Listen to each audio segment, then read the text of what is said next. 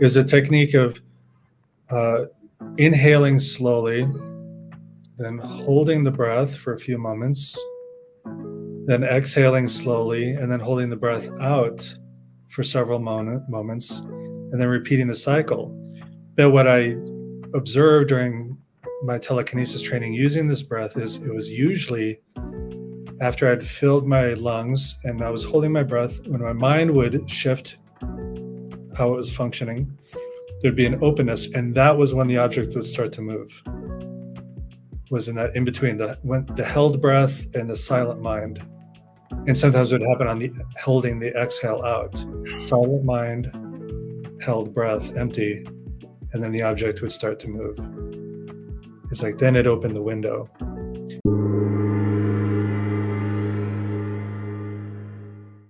Welcome to the Consciousness of the Way. I'm your humble servant and seafood, Taoist Master San Qing. And once again, you've heard me say this over and over. I get down to the Christmas tree, and it is Christmas morning for me once more. The universe has brought me this incredible being and a master and explorer of psychic abilities and conscious creation. I would like to welcome to the podcast, Sean McNamara. How are you, my friend? I'm doing great. How are you today, son? I'm really, really good now, having you in the building, in the podcast. Welcome. So I think it might be good for the audience just to get a little bit of a backstory about you and how we got to this point, being on the podcast, of course, but your general journey into your mastery. Sure. So a general, as brief as I can make it, I grew up with a fear of death because I had appendicitis as a child and it almost ended badly. And at 7 years old, so I started thinking about my mortality at that point, which I think naturally turned me into a more spiritually inclined person as I grew up. And I grew up in my family's religion of Catholicism, which is a very faith-based system. It's not very evidential, in my opinion. And I'm just a stubborn person. I'm a curious person. And I wasn't satisfied with being told what to believe. And I wanted to explore and find some real evidence about, is there anything after death? Is any part of me going to continue? But instead of going into my own exploration, I joined another religion. So I joined a Buddhist community and organization and spent many years training in that tradition. And at the end of it, before I left, I realized I had become a good follower of that religion, but I had not actually answered my personal questions, which that was my mistake. But I thought maybe there would be something in learning how to meditate that would help me access some information. And in the end, that turned out to be true. But before that, I had to leave and also realize that for a religion to exist, it has to protect its identity and its boundaries. So it doesn't allow for exploration. You can't color outside the lines when you belong to a tradition or an organization, because then you could threaten it. You could threaten changing it. And many of these groups and organizations are not interested in changing. Like, this is what we are.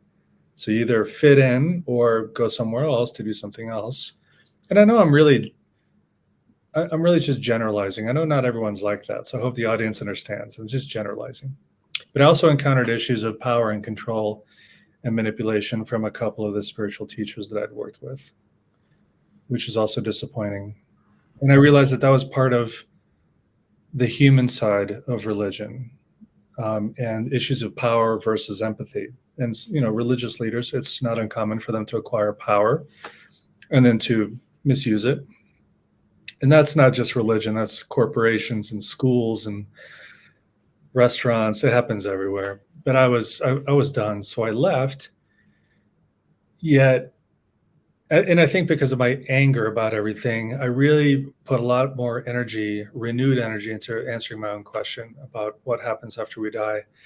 And that's when I started reading books about out-of-body experiences and training myself using the discipline I developed over years of meditating, doing these techniques that I could just get out of books. And after several months of hard training, I had my first out-of-body experience, which instantly removed or drastically reduced my fear of death, and launched my exploration of psychic phenomena, psychic abilities, because I saw how these were all natural innate abilities. And when I taught myself through books, through other people's instructions to have an OBE, out of body experience, I noticed that I didn't have to ask anyone's permission. I didn't need to get a special blessing. I didn't have to pay thousands of dollars to go on retreats. I didn't have to, I don't know what else, all the other stuff that happens in some of these religions and traditions where you have to bow down to someone and say, please give me the answer. Not necessary. All you need is the instructions and the willpower and discipline to train and then have the experience. And so for me, I almost said psychedelic, which is another topic that I'm involved with, but psychic training was a form of spiritual growth for me, because it shows the deeper aspects of our nature, our interconnectedness, not only with other people, but with animals and nature and the space of reality itself. And it's the Wild West, really. There are no rules here in this kind of exploration. You know, I'm a very anti-dogmatic person since I left religion. And when I train people, so I'm not really a master of any of these abilities by any means. I consider myself on average, like averagely psychic. I'm not particularly extra psychic, but my skill is training people. I'm a good trainer. And so I discovered that that's really what brings me joy and meaning in sharing this type of insight of this deeper nature, and no rules to that. So when I train people, I tell them, take what I've taught you and go and teach it if you want. If you're a teacher, if you're inclined, share it. If you can make the techniques better, improve upon them, please do, and send it out. And you don't even have to credit me, which I think is, for some people, like fresh to hear that, because a lot of places, you know, you credit, rights, trademarks on every catchphrase there is for every spiritual teaching out there. And then you have to get special certification. And I don't get involved with any of that. I mean, the human race is in trouble. We need people to learn and spread good information quickly. So why hang on to it? Why hang on to something that belongs to everyone in a certain way? So that's how I got to where I am now, where I teach these abilities. I teach consciousness. I'm a therapist by day. That's my day job. But still, this notion of consciousness and spirituality plays into the therapy sometimes, because these are concerns that people have about their religious upbringing, their connection with something deeper or bigger than themselves, how that relates to their heart, how that relates to thinking patterns, things like that. So I'm a therapist by day, but I'm still a trainer. There was a time when I was really trying to develop my own abilities, but I feel like I reached the limit, and I'm not so concerned with that anymore. But I'm happy to help other people discover their own innate abilities, because it belongs to them and it brings people joy. It maybe sets them free in their own way. You know, I just want to set people free the way I set myself free from dogma and religious control and things like that. Yeah, I feel like you're a breath of fresh air in this spiritual revolution, which kind of is more the timeline of the human history, how we go through these cycles: spirituality, atheism, religion. And you know, my attitude towards all this is there is no right or wrong way up the mountain. You find a groove, you sort of sit into it, and you expand on it. And the incredible insight and through your own discovery and exploration of these specific techniques really empower people. Because, you know, I come from a background where I'm, you know, ordained in 2 lineages of Taoism. We have, in my opinion, and it sounds like it's my football team, but within Taoism, we have really strong fundamental, like, internal alchemy practices. And if you find people like myself that can teach you it, it's amazing. But most of the time it's fragmented, and there are sort of these weird offerings. And of course you get to a point where you're like, oh, I give up. I don't want to, I'm just don't want to do it anymore, because I'm not bearing fruit. Mm. I find the really powerful message and what you're teaching others is to sink their teeth into something that's tangible and repeatable if they put the amount of attention and effort into cultivating it, which is still the same framework as how I teach people the same type of stuff. You have to have a system that can be repeatable. It's like, perhaps maybe you didn't reference it, but I'm assuming potentially you might believe that your guides or your intuition or how you came to this incredible realization with these particular skills, that you got an insight that was able to really see a result and then repeat it and then feel it and know it to be a valid path of realization. Tell us a little bit more about that, how you discovered this stuff. Yeah, it's, a really good example is after having my out-of-body experience, I trained to learn telekinesis, also known as psychokinesis or mind over matter, but moving objects with the mind. And I saw a lot of videos on YouTube as I was becoming interested in this. Most of them I thought were fake or false, or maybe the person thought they were doing the real thing, but it seemed obvious to me that they were not doing the real thing. It was just a wind, heat or whatever. But there were some people that I thought that's real. And there was one teacher in particular, his name is Trevor Seven, and he was very good at explaining his technique and what he liked to do. And that was inspiring to me. So I sat down and I wanted to apply what I knew about meditation and working with energy in the body. And could I apply that to an external object? So placing my mind on the object, developing a relationship with it, and also developing breathing techniques to change the mode of my mind, to slow it down, to get out of a beta wavelength space down into alpha and theta, and just experimenting. So I would spend a half hour, 45 minutes, an hour and a half sitting in front of this thing that I was trying to move, and it would be covered with a glass container for day after day, week after week, month after month, and it wouldn't move. But I was trying everything that I could think of in terms of meditation, how to be with my body, how to be with my mind and my breath and my energy and my emotional state, until finally the thing started to move. And the interesting thing was that the day or two before it finally moved, I was going to sleep. I was lying in bed, letting my mind start to drift. And suddenly the image of this object, and I was practicing with pieces of paper, tinfoil balanced on a needle under the glass container. This image of the target arose as if it was right here in my mind, right here. It was spontaneous. It just arose. And it was sort of a black and white grayish type image. And the image, so for months I'd been staring at this thing and it wasn't moving. But in my mind now, this little thing was moving like this. And it just stayed there. And I fell asleep. And then a day or two later, I sat down to train. And at a certain point, it finally started to move, which I realized when I was falling asleep and this thing appeared in my mind that, and there's no way to know for sure, right? So I'm throwing something out that may or may not be true, that something inside of me had to change for this to change in the outside world. Maybe part of me didn't believe it was possible. Maybe part of me was scared that it could happen. Whatever it is, I had to, it's as if all those months of training that it wasn't moving, I was actually changing something inside of me. And I had no idea. I had no idea. It was invisible to me.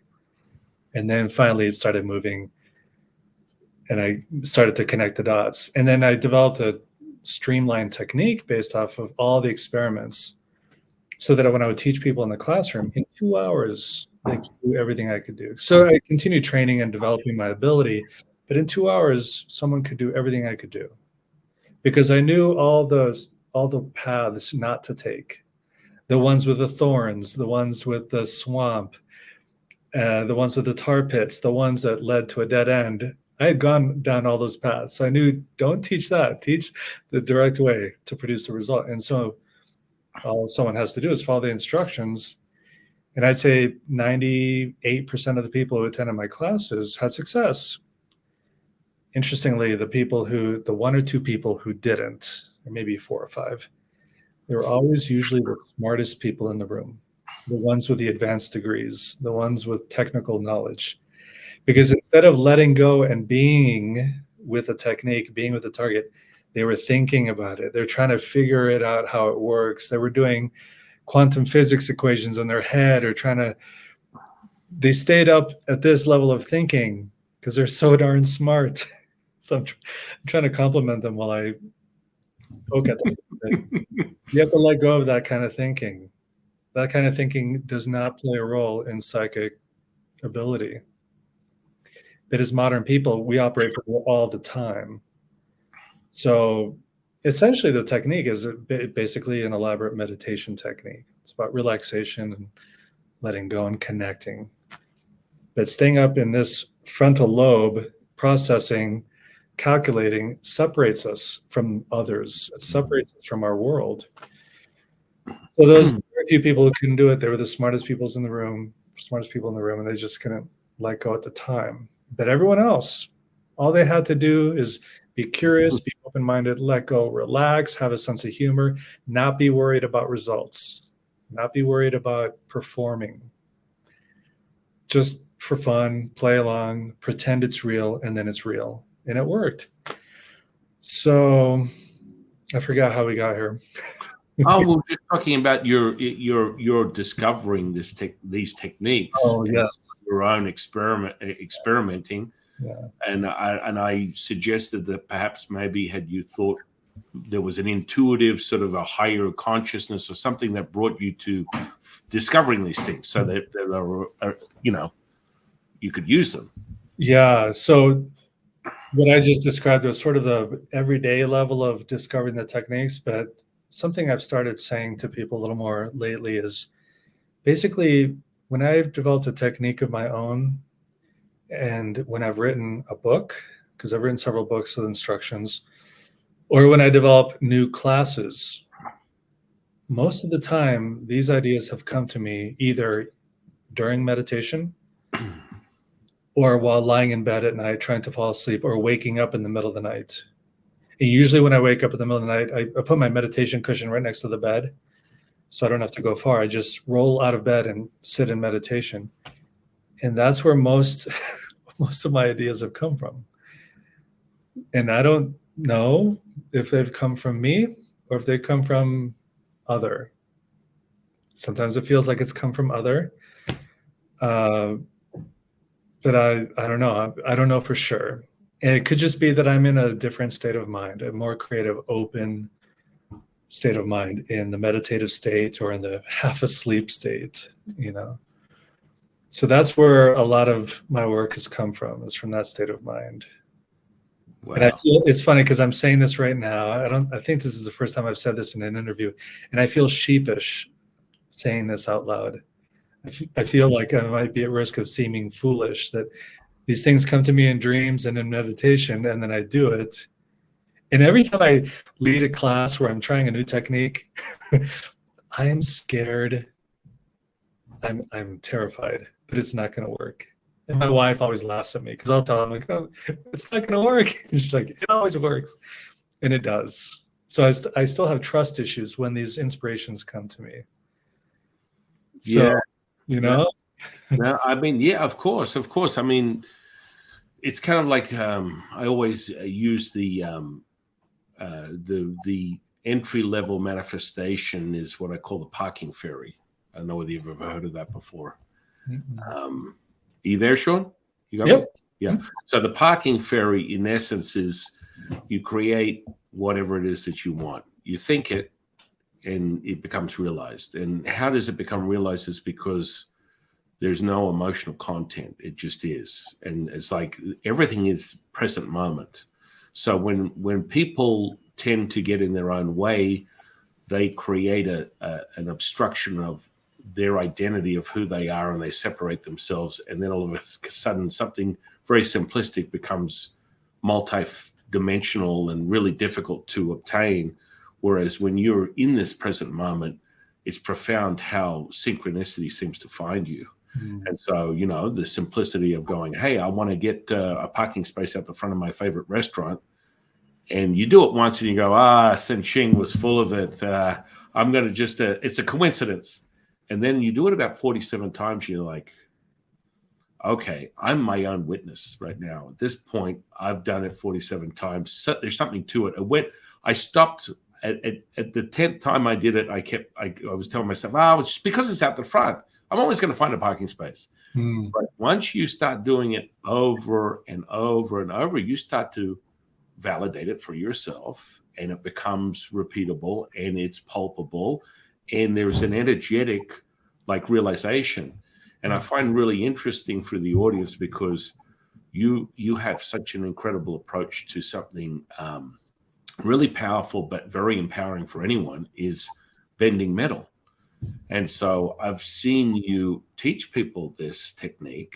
And, you know, I just had on the podcast a gentleman that was a self-proclaimed OBEer, masterful, but he got really sort of upset that the idea that I would say I can bend metal, because that's ridiculous. It's never been measured in a scientific environment to be real. It's not real. Do it now.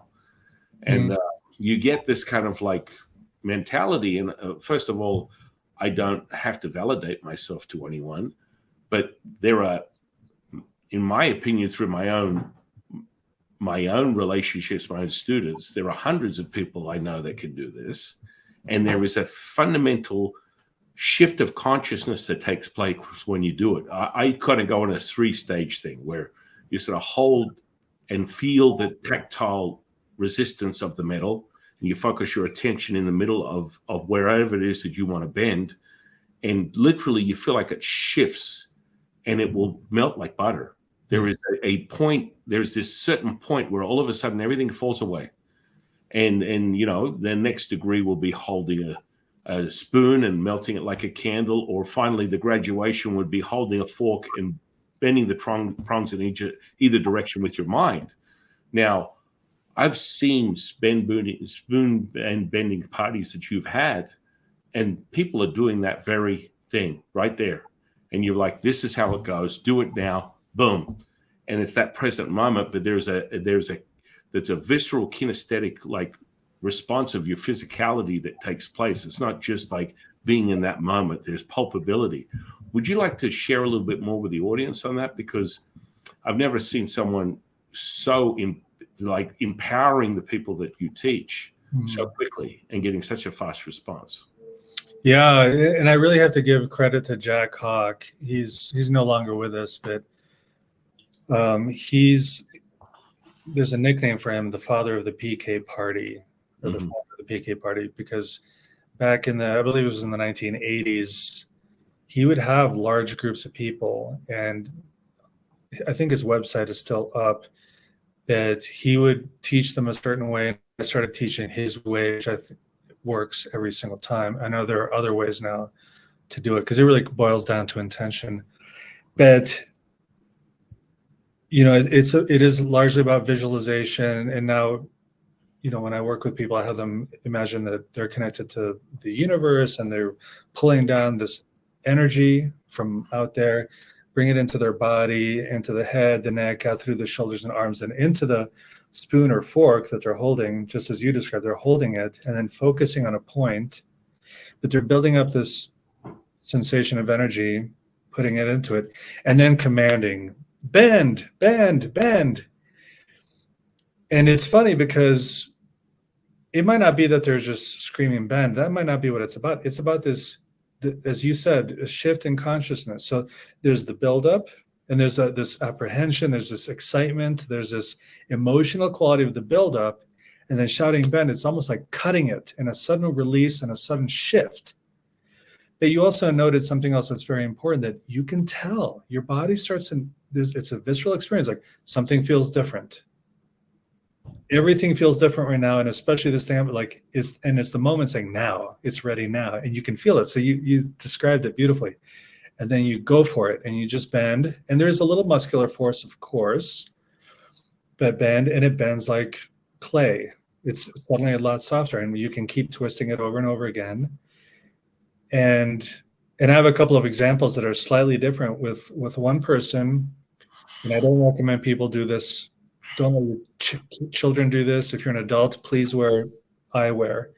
If you try and bend a plastic spoon, it will typically shatter into 100 pieces. And if you're not wearing protective wear, it'll blind you, right? So I'm just being safe here. Wear your bed. I've had a friend actually successfully bend the spoon as if the plastic had melted slightly.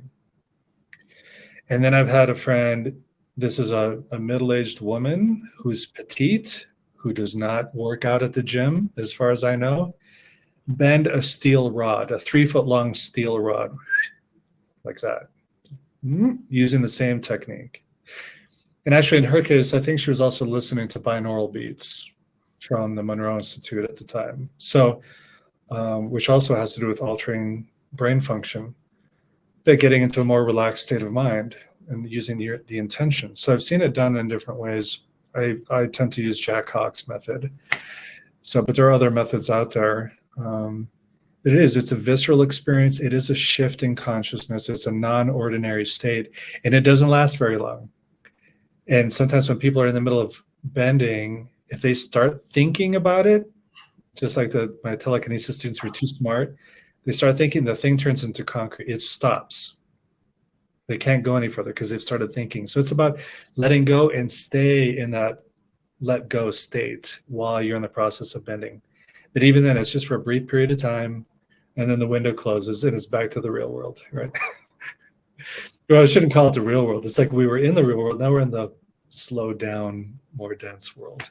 Right. The little window opens there. Yeah. Yeah, it's funny. Have you ever applied that to physical human flesh?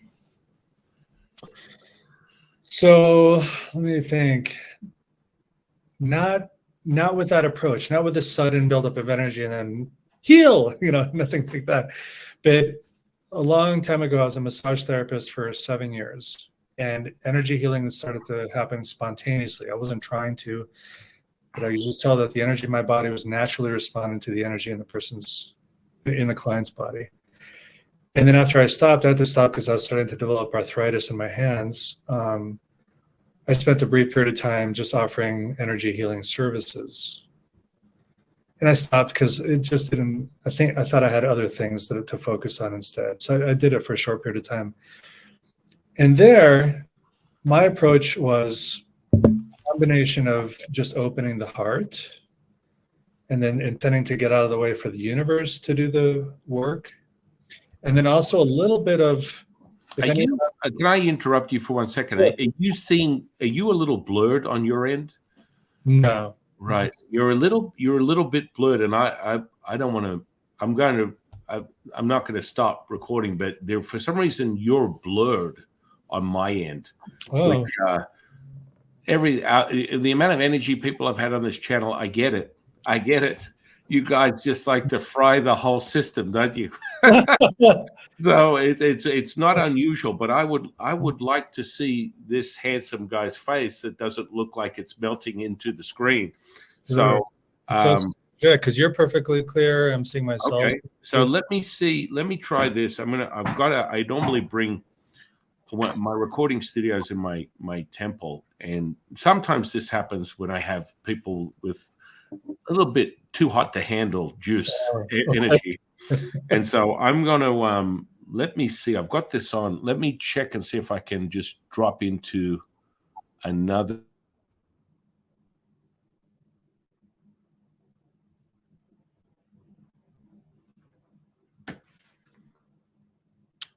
If you can hear me, you're frozen right now.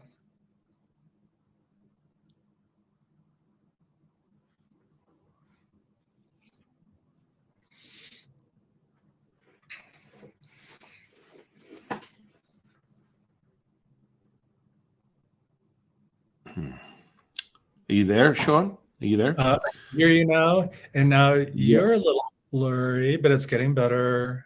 Getting better. It's getting better. I'm easy on the eyes. Let me you.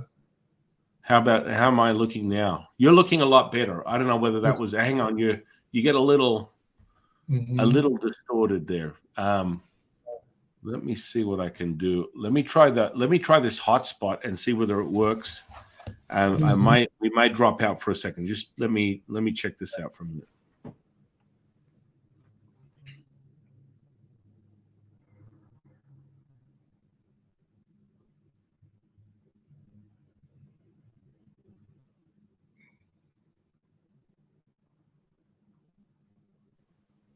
How about now? How's that? It's just a little more blurry than it was before, but it's good. Well, you're a lot better on my end, and I guess I'm the one recording it, so I want you to look good. Okay. So if I look like the blob, it's all right on your end. It just cleared up when you said that. So yeah, you look so much better now, and okay. I guess it's just a hot spot. And you tricky man, you're bringing the energy again, like the rest of them.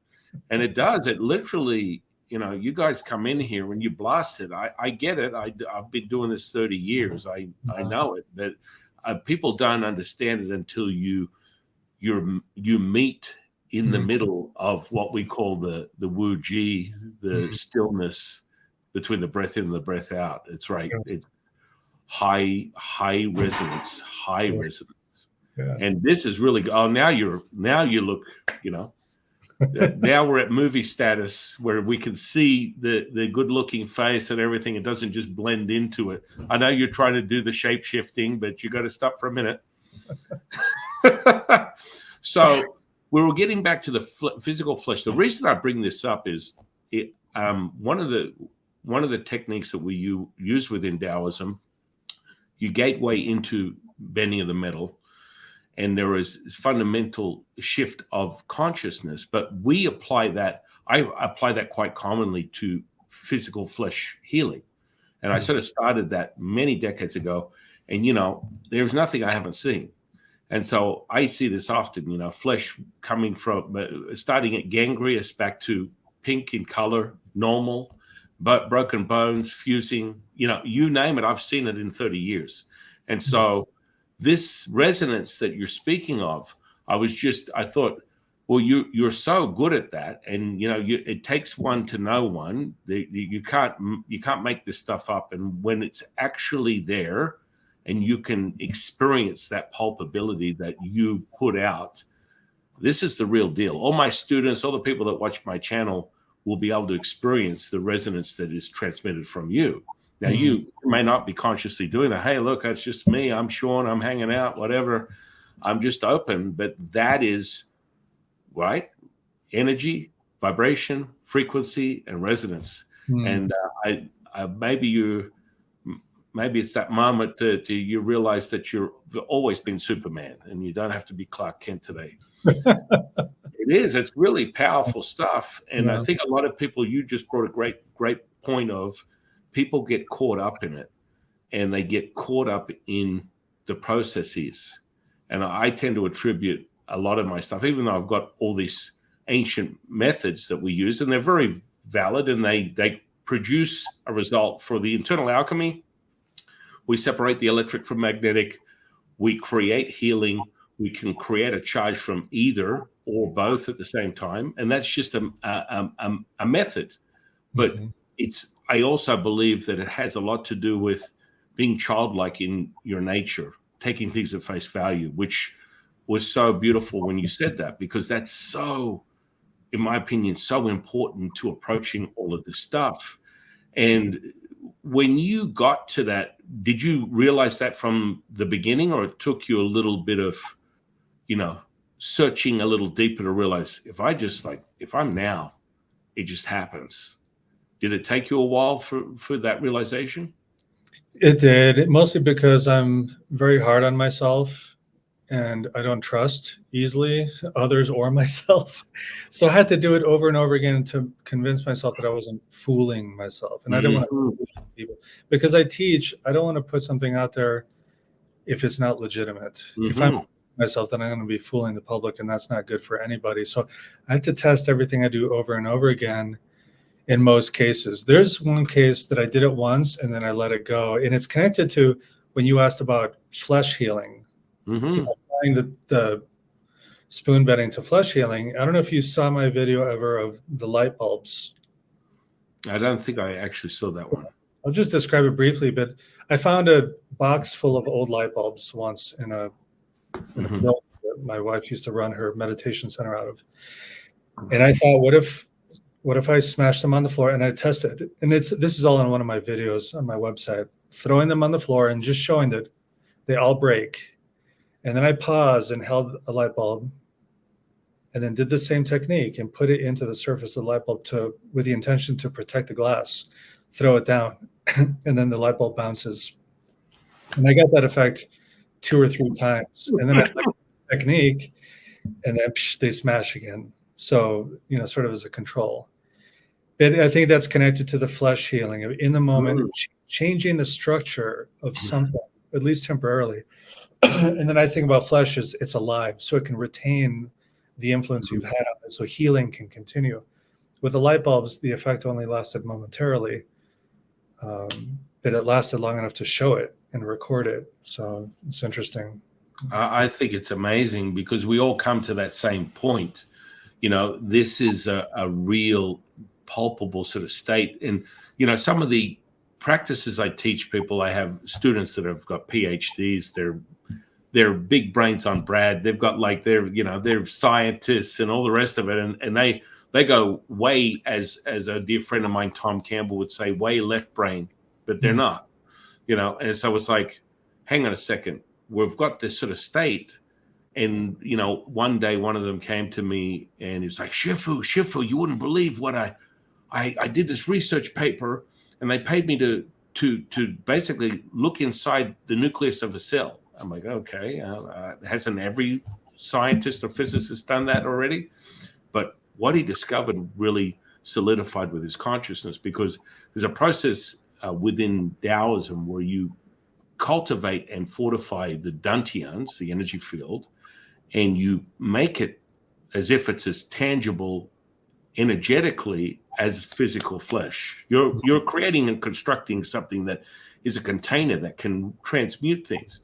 And so one of the techniques is you witness the death of a star, the raising of a red phoenix, which is the spirit animal that protects your heart, and you open black hole energy.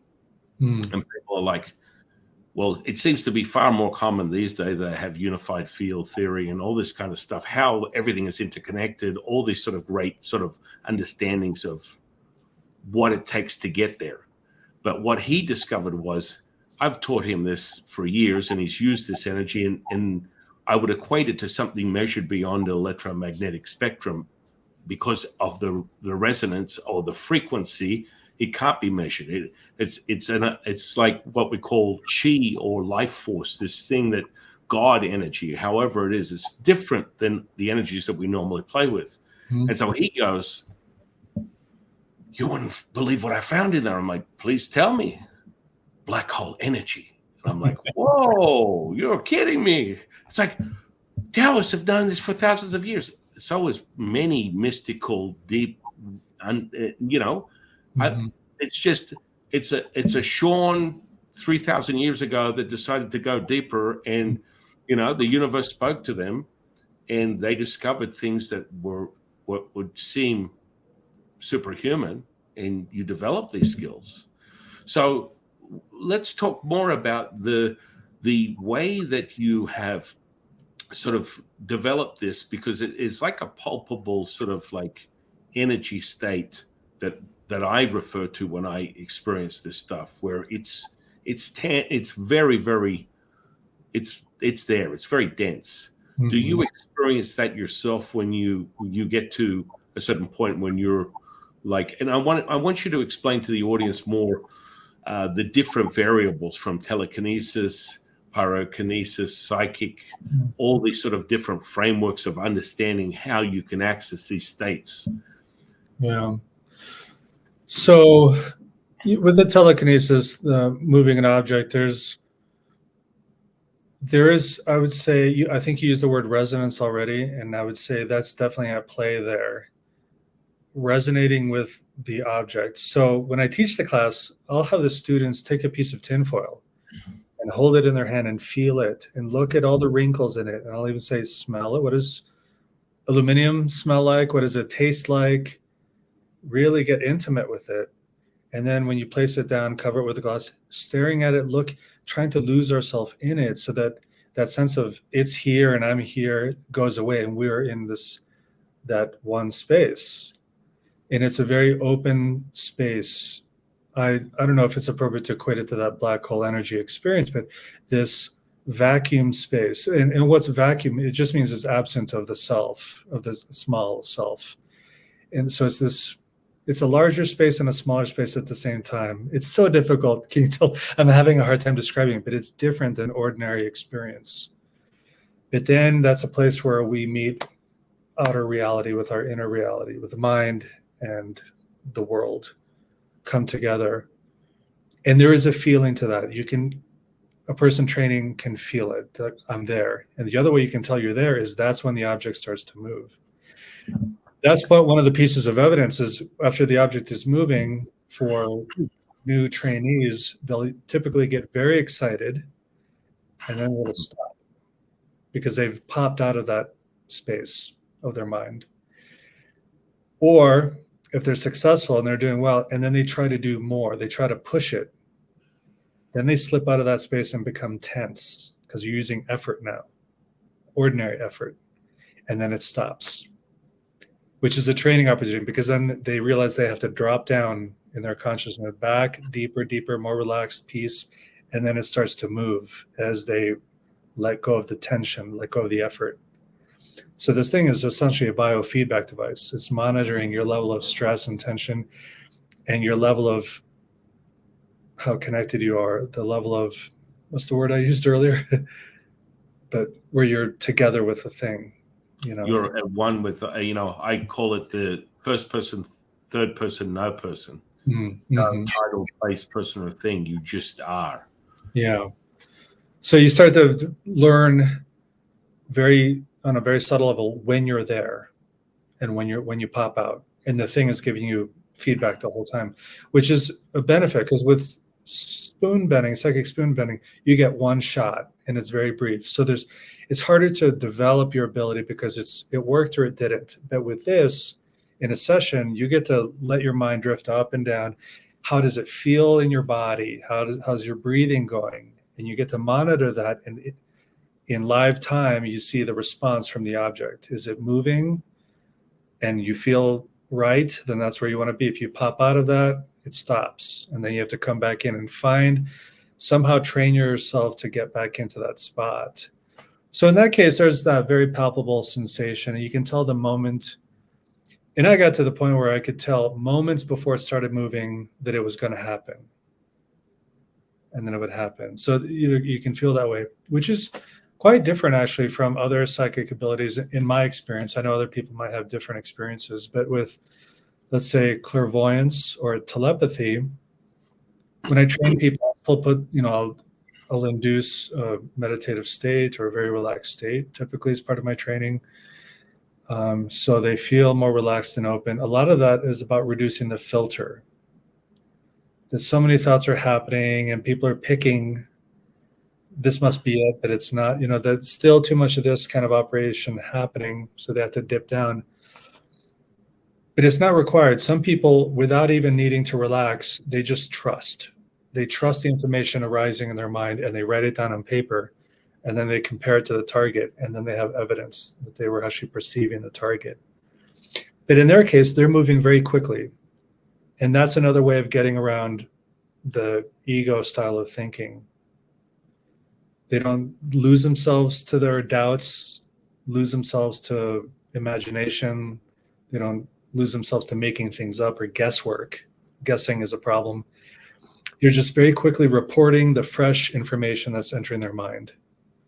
And so they don't even need to meditate for 10 minutes. They're very strict and trained. Like, I'm going to set my intention. I want to perceive the target. And as soon as information starts coming in, they record it no matter what. They don't judge it, which I think is applicable to any of these phenomena, that as long as we're judging it while it's happening, we're analyzing, we're being preferential, like that's not good enough, I want this other experience, all of that blocks it.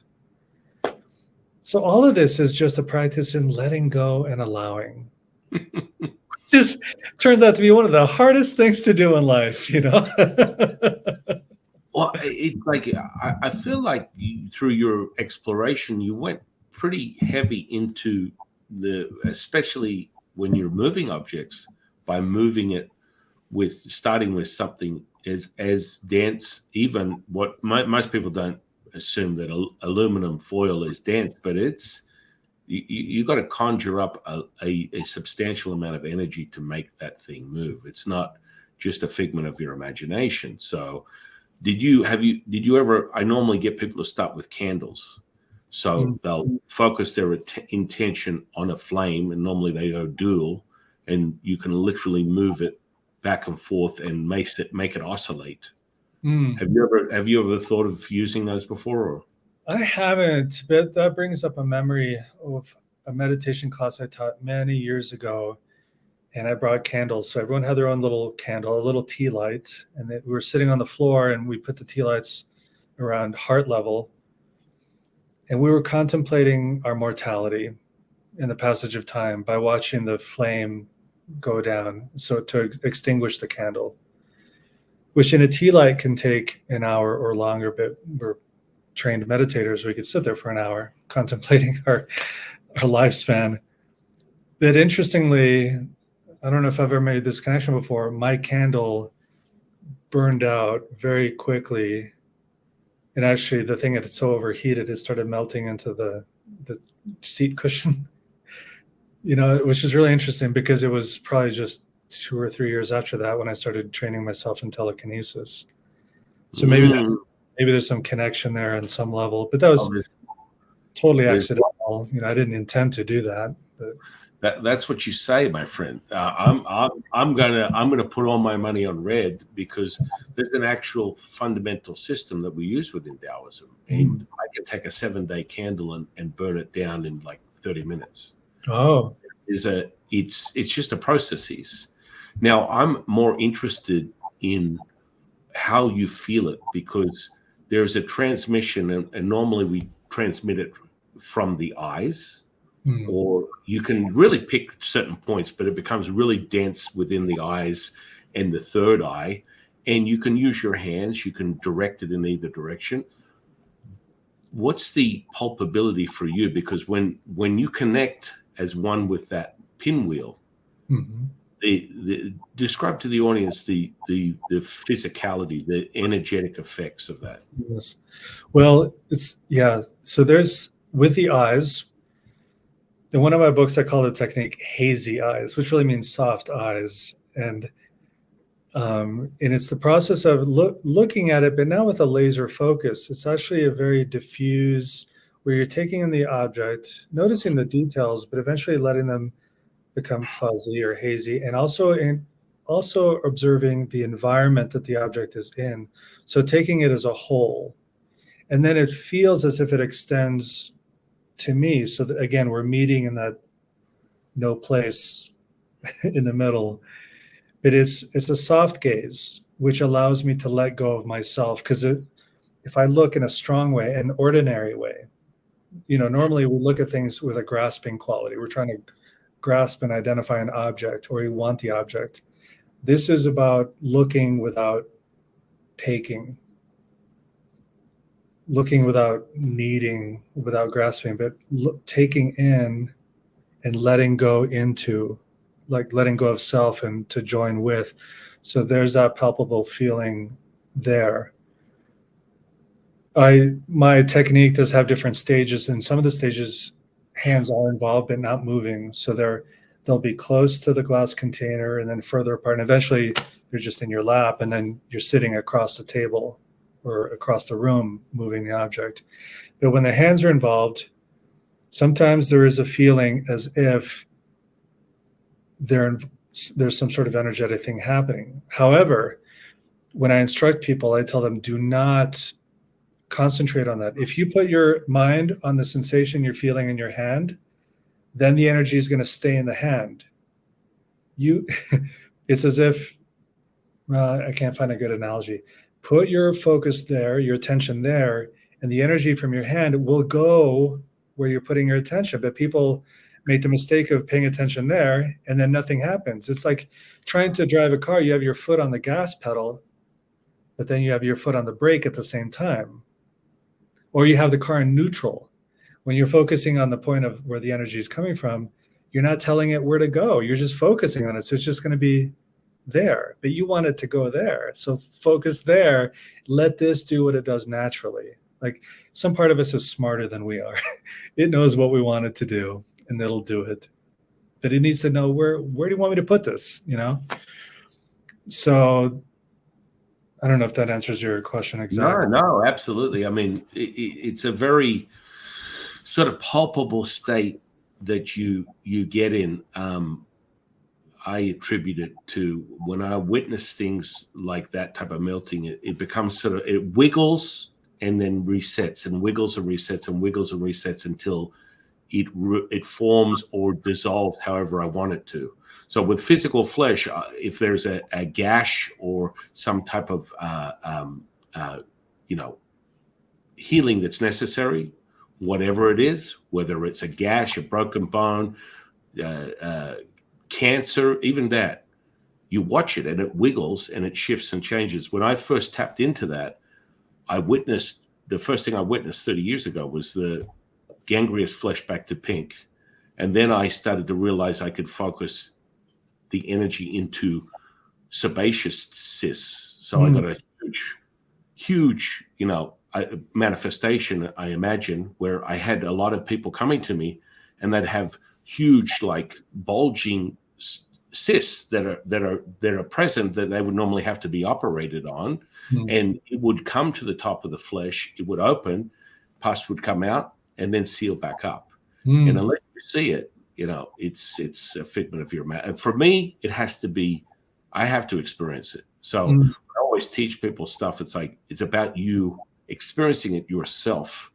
It's only words coming out of my mouth. I will teach you the technique, but you have to validate it yourself. It has to be real to you. And I feel like you and I have a very similar belief system when it comes to that, because it's just, there's so many talking heads out there right now that have, I've got the way, I can do this, I can do.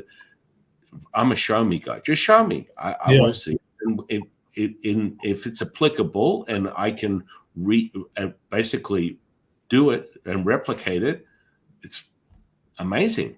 And that's really what I think. That's why that gateway of bending metal is a great way to get an instant result that you can sink your teeth into and go, whoa, I didn't think that was possible. I came into this with no expectation. There's no way this is going to happen.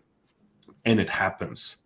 And I think that you really bring this incredible amount of calming and expansive energy to all your workshops and how you embrace the people that you share this with, because it really does come down to an environmental sort of like state. And just like you said, if you focus your attention on something, it disappears. It's like what we call the glimpse, right? I had this conversation with a Lama yesterday. It's like everyone's getting the glimpse. And most people end up on my doorstep because they get the glimpse, but then they can't repeat it. And I feel like there's so many profound things when it comes to psychonauts and their experience, but then it's also, in some ways, it can be a disservice if it's not expanding their consciousness, because then they go, I want this, and then they can't repeat it. And it becomes sort of like, oh, now what? Well, I mean, find someone like, I think a lot of people find shamans and people that can take them through this experience, but grasp into that state and then repeat it, where, you can cultivate within that.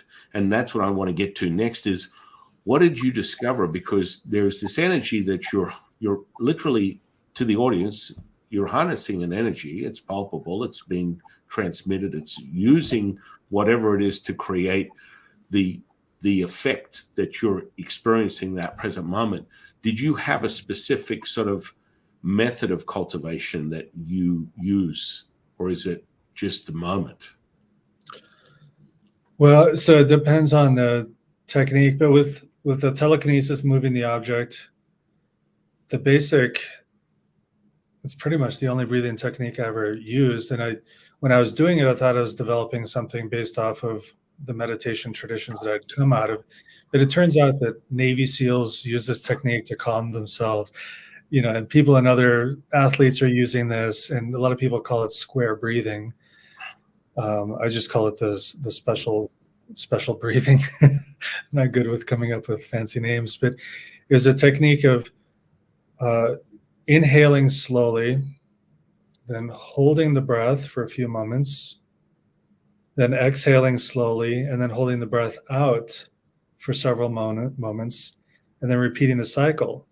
But what I observed during my telekinesis training using this breath is it was usually after I'd filled my lungs and I was holding my breath, when my mind would shift how it was functioning, there'd be an openness, and that was when the object would start to move. Was in that in between the held breath and the silent mind. And sometimes it would happen on the holding the exhale out. Silent mind, held breath, empty, and then the object would start to move. It's like then it opened the window. And then with practice, then I would just keep it moving by doing the just continuing the breathing. I did one video where I think I used the phrase microcosmic orbit in it, but using the hand motion like this to mimic the flow of the microcosm, and doing that practice in front of the telekinesis target, and it starts moving because I'm moving the chi through the channels. So now you know where the microcosmic orbit comes from, right? This is your world. You tell me. Well, it's a Taoist gateway practice to basically turn on the energetic body. It's like activating the universe within you. And what I've found that within the Western culture, there are very few people that have been able to give you all the mechanics, because it's such Taoism is very elusive when it comes to the internal alchemy. That we're 3 steps to the side, 1 step backwards, 4 steps forward, and you can never find one person that will teach you the whole whole enchilada. I am very grateful that I do, but it's like a sort of thing, and coming to that realization, because you have to show people, and then they go, holy moly, I've never come across this level of cultivation. It's like anything, but you have accessed through your own intuition per se, and you're just moving that energy through, and it's really profound, because once you start to, it's a palpable thing. This is, profound to me, because, there's no, and I'll repeat to the audience, there is no right or wrong way up the mountain. And through your own discovery, through your own intention, through your own intuition, you can gravitate to these incredible masteries, which, Sean is doing. And you're very humble, my friend, but the truth is you're cracking codes on things that most people spend their lifetime looking to find, and you're sharing it with them and just allowing. And I'm doing the same thing with the Taoist stuff. And my teachers are like, it's time to just open the doorway. To raise the conscious collective, everyone should have the ability to access this stuff. There shouldn't be an exception. Mm-hmm. Does that sort of like go in line with your belief in this sort of category of mastery? Yeah, well, I think it's important to open the door. And, the benefit of someone like you is you're familiar with the ancient teachings and the instructions that may seem more complicated to a new student or a new practitioner. And I'm sure you're finding ways to make it accessible to new people, where you can translate these ancient, complicated, shrouded in mystery sometimes, these techniques, but you've tested them with your own experience. You've repeated them, so you know how to transmit going forward, and then they can transmit to the next generation. Because otherwise, what is it? It's just complicated teachings in a dusty book, and then you're in a grave and nobody gets the benefit. So yeah, no, I would agree with you 1,000,000%. And I think it's refreshing when people discover your teachings and all the material you put out on the internet, social media. It's really refreshing, because so many people are bamboozled with the charlatans, and there's plenty of them out there that, and that are not doing it, but they're saying they're doing it, and they get people excited, but then the assumption and elevated excitement then gets defeatist and delusion and deluded. And of course, ultimately, being a specialist in therapy as you are, that definitely is a 1-2 punch to someone's developmental, perception. It's like, oh, and then you start just repeating, you start front loading your reality by going, all these people are full of shit. I just don't, I haven't found anything. And so I'm just heartened at this point. And I think that's, as you mentioned at the beginning, it's really important that you share with the audience something that is repeatable and is valid, and not something that is potentially,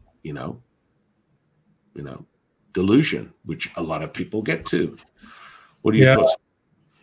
I mean, I see that a lot. That's part of why recently I was making remarks that I'm done with this consciousness stuff.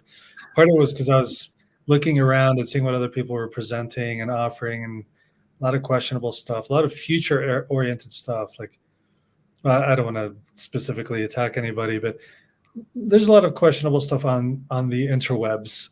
Let's just say on the internet.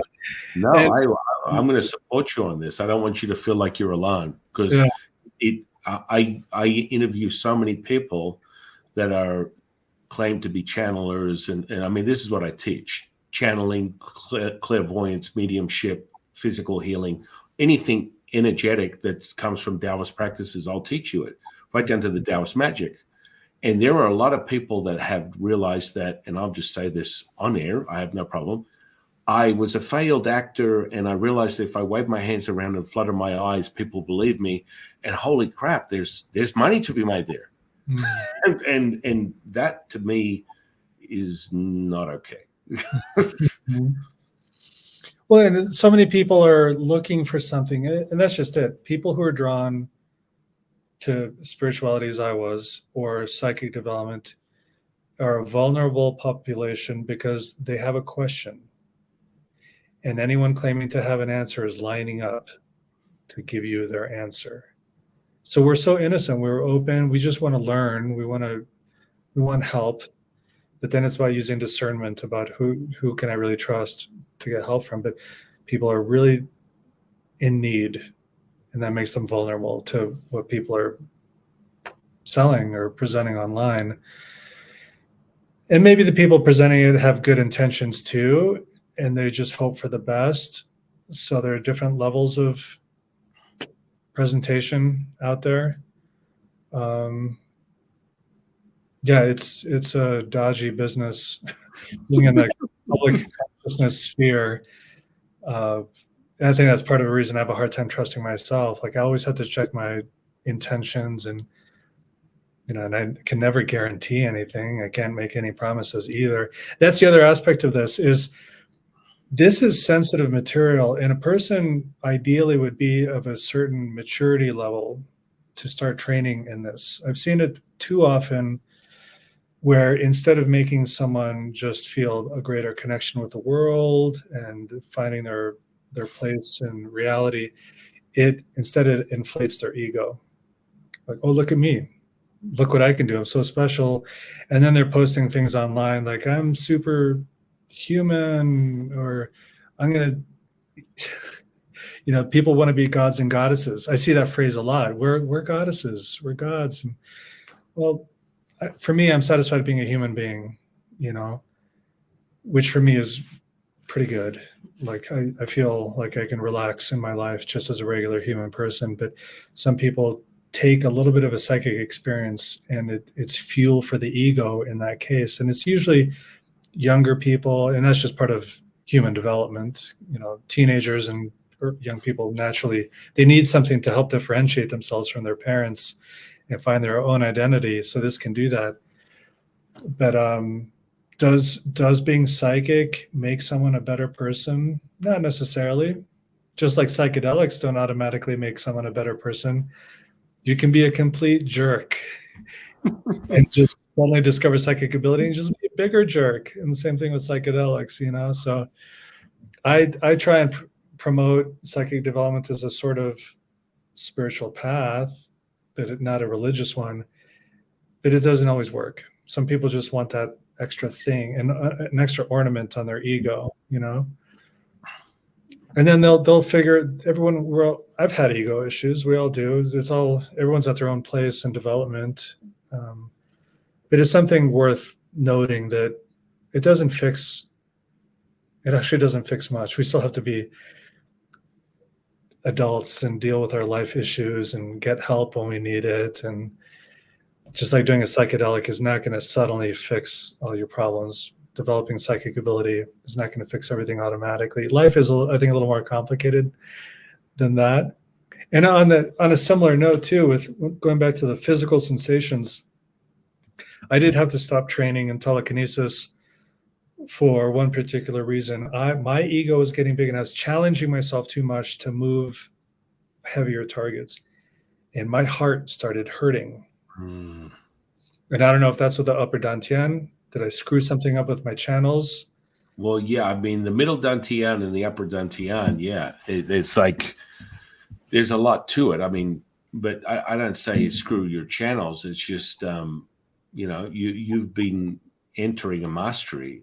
And one of the fundamental things that we teach baseline entering into a Taoist path is your emotions don't control you, you control your emotions. And so people get really twisted with that and understand that for you to be the present moment, you cannot be the person that's looking at you in the mirror.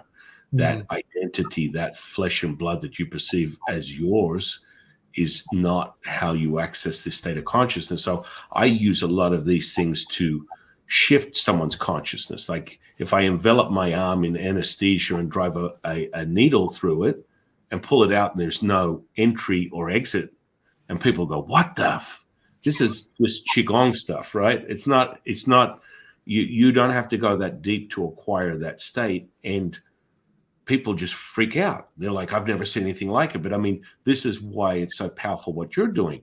People discover that they have this inner ability that was not possible before they met you. And they thought, oh, maybe, I don't know, I've read about it. And then they find someone who is very humble and is very candid and forthcoming and sharing this material. And they're like, no, I've read in books. You got to go out to the mountains in the middle of somewhere where there's some ancient guy with a gray beard that tells you to be quiet for 40 years for you to learn this stuff. And then all of a sudden they find you and go, this can't be that simple. Oh, yeah. Oh, yeah. You know, I've only ever come across two people in my lifetime, and I've traveled the world teaching, being taught and teaching others. And some of the teachers are in the category of superhuman, where they set things on fire with their very intention, that they levitate, stop your heart. They stop their heart. I can stop my heart. That's not really a biggie, but that state of levitation and telekinesis and doing things that would seem superhuman, like setting things on fire with your intention, transmuting the energy. Now, these people have developed skills that they literally are in the jungle, and they're in, deep in Indonesia, in places where you would never assume. And these people are like transmuting electric charge from their body, and they have to have you step on a wet towel, and they put themselves between you and the actual charge. They'll hold a leaf, something earth grounding, and then they'll touch your body, and you'll get a charge like you've never seen before. Now, you would see this guy is unassuming. He's in a village in the middle of nowhere doing this stuff, but that's not the average person who's also contending with, 1,000 likes on Facebook. You're going to have a job next week. Is the pressure of life going to get? Oh, and by the way, I want to cultivate these. And here's the other part that I want to, for the audience, for what Sean said was, these people do this stuff. And I've only met two guys that I've witnessed with my own eyes to levitate. And that was a cultivation of Kundalini energy. And they were, I guess you would call them yogis. And there's a connection. So a lot of people have Kundalini experience, very popular right now. I had a Kundalini experience. I would say that that's potential, But I've never, like I said, only 2 people in my lifetime over 30 years that I've seen that are Kundalini yogis, where the energy is they're transmuting in any way they want. And part of the side effect of the Kundalini mastery is to do things like that. And so I don't dismiss people's energetic experiences and all the rest of it, but to get to that level is a different alchemical processes, and it's on a whole nother state. But then to the side that Sean said, for the audience, I've met people that do this stuff and they're assholes. They're not spiritually, they're not up there. They're not like Dalai Lama or Gandhi. I'm sorry, but they can do this stuff, and they're not. I would say they're very flawed individuals. They're not like living in, where people have this Hollywood version. You need to stay in love. Now, I will say this: any physical healing I've ever been witness to is a state of love. It's a resonance that you cannot obtain. Now, I measure the brain waves. I get in a gamma brainwave that envelops the whole brain, and I've gone up to 100.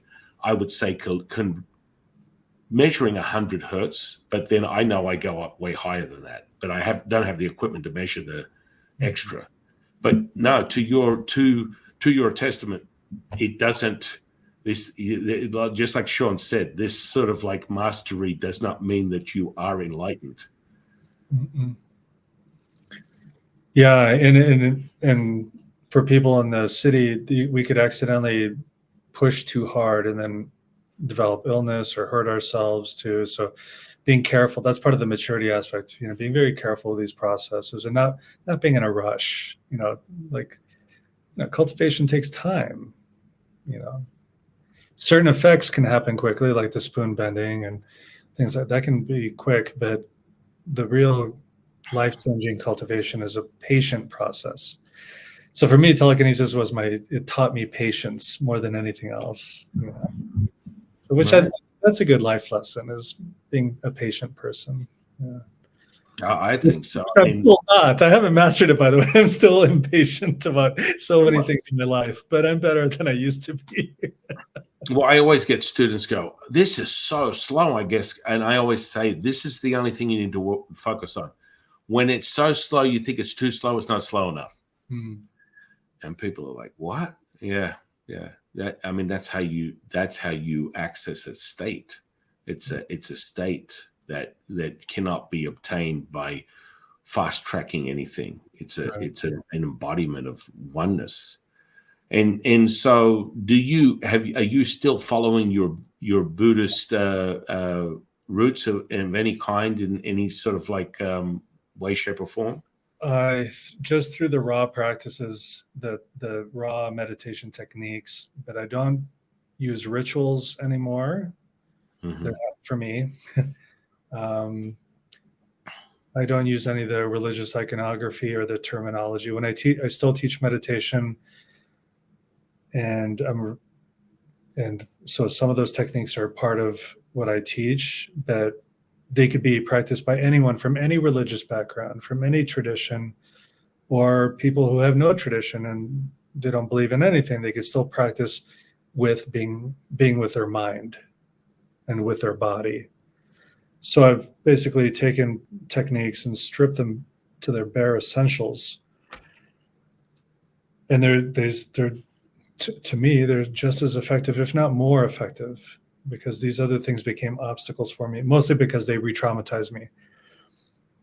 There's too many memories, too many hurtful memories from my past about what happened. So if I were to try and use some of these symbols, some of these items, or even to set up a shrine, it would be re-traumatizing. In fact, when I left, I had to stop meditating altogether, because every time I sat down to meditate, it brought back a lot of old pain, which you don't want to do when you meditate. So I had to stop for a while.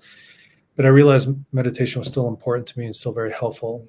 But so I've developed, I've just changed them so that it works for me, and so that I don't have to do them in a religious context. But for me, they're more effective than ever because of that. I found a way to get back in here without bringing in prior hurt or unhappy memories, But I do, I mean, the Buddhist tradition, and there's not just one, there are hundreds, if not thousands, of different lineages across the world today. But these are techniques that have been practiced for thousands of years. And even the Buddha, like he was raised in a society that's grew up with the Vedas, and the Vedas and meditation has been around much longer than Buddhism has been, thousands of years longer at least. All we're doing is we're flowing in the river of humanity that's existed for hundreds of thousands of years, if not longer, just passing on techniques, developing, modifying them, refining them, and then forgetting them sometimes. And then someone remembers them and brings them back into our reality, and we share them and practice them and modify them. So for me, in my teeny tiny life, I had to modify what I've learned so that it works for me. And then what I modify, I pass on to people who care to learn what I'm up to. So I do, I still credit Buddhism, but I credit all of humanity. There's so much wisdom in every tradition. There's so much good and just a few little problems here and there. But as I heard someone say once, even a rusty pipe can release clear water. I love that. I love that. So realizing this sort of like Superman sort of by night, Clark Kent by day, because you do professionally help people with their mental health. Do you apply these masteries that you were pursuing on a sideline basis through your own discovery and exploration? Do you apply any of those things to your own clinic and the people that you help? Well, so there are two things I could say to that. One is I don't do anything on purpose, although it turns out that I tend to be naturally intuitive, I think because of the prior training. So if intuitive stuff comes to me, I'm very careful about how I use it in the session. But I don't try and generate any of those things on purpose, because my role is to be there listening to the client, not trying to do something spectacular that would take away. That it's actually unethical as a counselor to try and do that kind of thing. But if I'm naturally picking up on something, that's the better way to put it. All my psychic training has helped me learn how to be more sensitive and how to pay attention and how to pick up on very subtle cues, which you don't have to be psychic to do that. Any therapist who's been in practice for a few years, naturally, they've learned how to do that. So I'm just benefiting from prior experience of being sensitive and a good listener, and there's that. But the other aspect where these things come into play is once in a while I'll have a client who has their own spiritual concerns, or they've experienced something paranormal, a psychic thing, or maybe communicating with someone who's passed on, maybe a loved one they still feel connected to and like they're communicating with them. What I offer then is open acceptance, non-judgmental acceptance, just open presence to them, which is actually hard for them to find in other people in their lives. They can't just tell anyone about these strange experiences they're having. They'll usually be judged or rejected, or they're afraid that they'll be judged or rejected. But I'm someone who's seen a lot of stuff, man. I've seen a lot of stuff. And so the last thing I'm going to do is judge them or belittle them or deny them or question them. My first role is I hear you, tell me more. And that might be exactly what they need to feel better and to feel safe and to feel witnessed. And so they can take their experience and include it as part of their life and learn from it and maybe build on it, instead of feeling like they have to shut it down because they might appear crazy to a family member or their partner or their children or their coworkers. Still in this day and age, people have to worry about job security, especially in the UFO world. Pilots, they're still afraid of reporting UFOs. They'll lose their job depending on who they work for. Wow. Because you have to be of sound mind to operate a commercial airliner. If you tell people you're seeing things that may or may not be there, you've just lost your job, or you get desk duty. You never get to fly again. So I think that's really it's not very exciting. You know, I don't do anything psychic with my clients. I'm just naturally sensitive to them, and I'm open to them. They don't have to be afraid of appearing strange to me. I was suggesting more because you mastered some of these sensory perceptions that you might potentially offer them a way to sort of cultivate or channel the state that they're in by using some of these skills that you developed. Have you ever potentially thought of offering that, or? Yeah, it hasn't happened yet. So I'm consider myself still a very new therapist. So it's not like I've been doing this for 20 years or anything. I separate those two. My psychic training is one thing, and then my counseling, my therapy practice is separate from that. I have to be very careful when working with someone about if I'm offering a technique or a skill for them to use to help with whatever they're working on. I need to match their cultural background, their belief system, their religious background, their family upbringing, their value system. I have to be careful not to impose something that's mine. And in therapy, it's called bracketing your values. A therapist has to bracket their values like, this is what I think, this is what I believe, but I need to keep that here and not put that on the client. That's not good. That's actually disempowering. There may be a time when a client comes and they're very clearly obvious open to this, or it's something that they've already worked with. Then it might be appropriate, but I have to be very, very, very, very careful about that. And it just hasn't happened yet that someone's come in and then I can say, well, have you tried moving an object with your mind? Or have you tried being a clairvoyant person? The closest to that is about honoring someone's experience of feeling like they're in contact with a deceased loved one. That's probably the closest. I've been able to have that kind of conversation of how can you explore that? And it's still about helping them find their own solutions or develop their own techniques, supporting them in that. It's still not about me overlaying something onto their experience. I need to bracket my values so that doesn't occur. So it's very, very subtle business. But I say that because I'm a licensed, I have a license to practice in my state. There's an ethical code and all that. There are people out there operating as coaches, and I do operate as a coach for people out of state, and that's unregulated. So I could do some of that there, but I still apply the same standards I apply to myself as a therapist to my coaching. So I'm still very careful there. But I know that there are people out there working with people that way. And I do it on my psychic training. I do that. I do psychic training. You want to learn psychic abilities? Come see me there. But I'm not a therapist there. I'm a trainer there. Yeah. So you have to have a clear division. Yeah. Well, we come to a certain point of that psychic. Let's explore a little bit more about the psychic stuff. What do you find is a clear path that helps you develop these sort of like skills of being able to be exposed to information or learn something that inherently wouldn't necessarily be accessible on face value, but you can see it, or you're creating a connection where there's information there.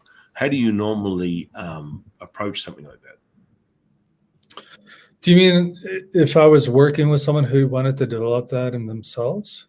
Yeah, kind of like, for us, we have a system. We just look at the energy centers. We look at the major 5 vital organs, and the excess virtue to emotion will be present. And so people get kind of freaked out when I do it, because I just do it. I'll do what I call psychic drive-bys, where I'll just ask someone, hey, do you want a reading? And they're like, sure. Because I take my kids I'm in Nevada, so we go down to the Strip, and I've taught them how to hypnotize and all this stuff. So we find groups of people that are partying, they want to do that, and they get blown away. It's like, do you want to feel euphoria and bliss instantly? And you have a 12-year-old that can hypnotize you and put you into a deep state, and their friends are like, is this really happening right now? And then they wake back up, because you understand this level of consciousness. So they wake back up, and you can erase their name, have them, I look like Justin Bieber. I mean, it's a reverse hallucination. It's an understanding, but it's a state.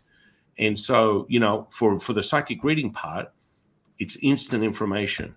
So you can read these energies, and I teach people how to do it. And people go, how do you know me? You don't know me. You've known me for 3 seconds, yet you know my mental, emotional, and physical state, because it's information sitting in the field. And that's that. And it comes right back to what you speak on, where it's that present moment. And that's the only way I can do it. I'm not invested in it. I'm not looking for you to tell me I'm the next psychic extraordinaire or the next coming of Moses or Jesus Christ, because that's the ego. Whereas if you look at, and it's very easy to read the energy centers, and within Taoism, it's just excess or deficiency. So you'll see all the excess emotional states that are hindering the virtue to be revealed within that energy center.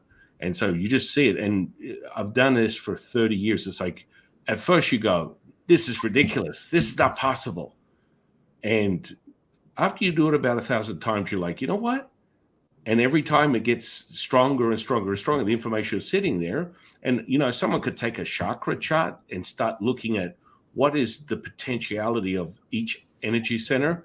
And you'll see these emotional states. And that's really what it comes down to. Then you start training the sensitivity, what I call sensory perception, to that particular energy center. And you get to see it with your eyes open.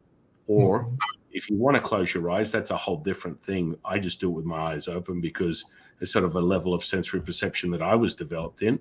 But you can get the information, and people are like, how the hell do you even know that? It always starts with, sure, go ahead.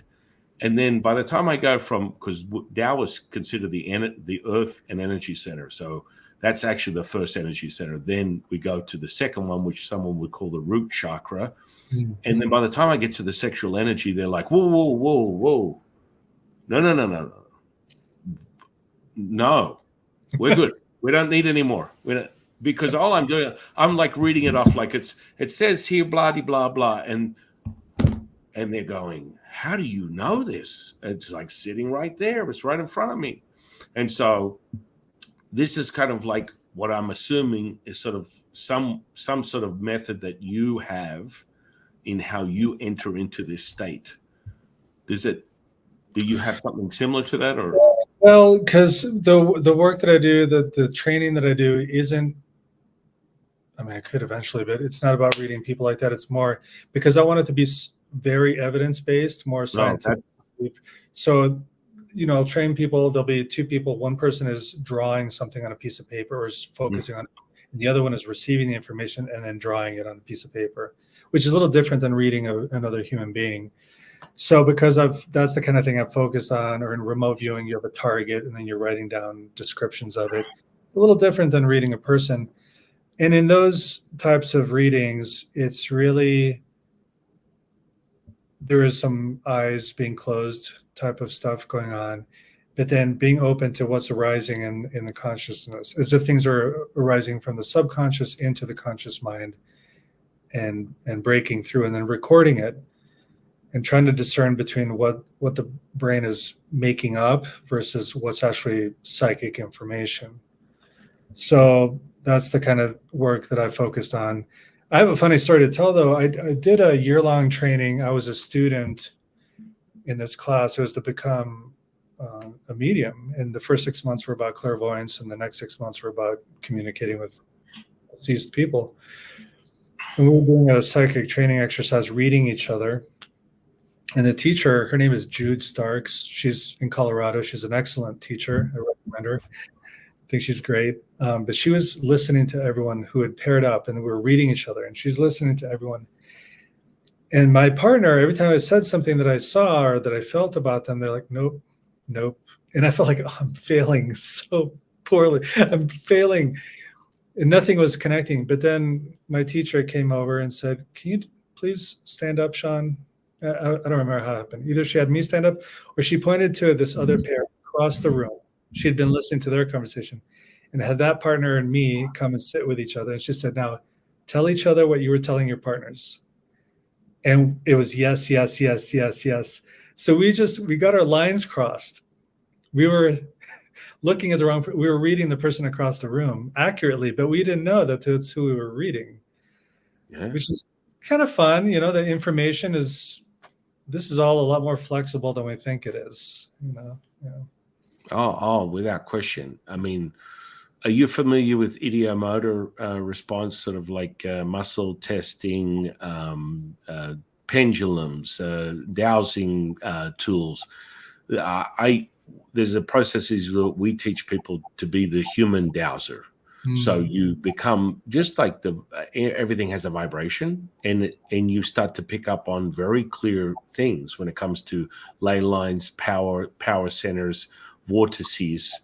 And I think what I find most interesting when you pick these up, especially in an environment where you're just talking to someone like in this environment, and I'll be like, oh, by the way, you've got like 7 vortices in your house. And they're like, what? I'll go, here, go over here and check this out. And they've got their eyes open. They're not in the lotus position, burning 3 incense, calling in their guides or whatever. And they're like, holy shit, this is really here. And I'm like, listen, just in case you want to double check this, and you're like thinking, he's just it's a suggestibility moment here. I'm clearly gullible. And I said, when you wake up tomorrow morning and go back to that same place and it's still there, give me a call. Mm. Because it doesn't, energy is everywhere, and that sensitive, that subtle like realization of that becomes more evident as you refine your skills. And once you go down that path of that sensitivity, and within Taoism, sensitivity to energetics comes from the lung channel. And so when you are stagnant, or there are obstructions within the lung channel, your level of sensitivity will diminish. And so that's where I find a lot of people that are like, I can't feel it, I don't believe in it, whatever. And instantly, when I change the energy flow within their lung channel, they go, whoa, I can feel that. I can feel this energy.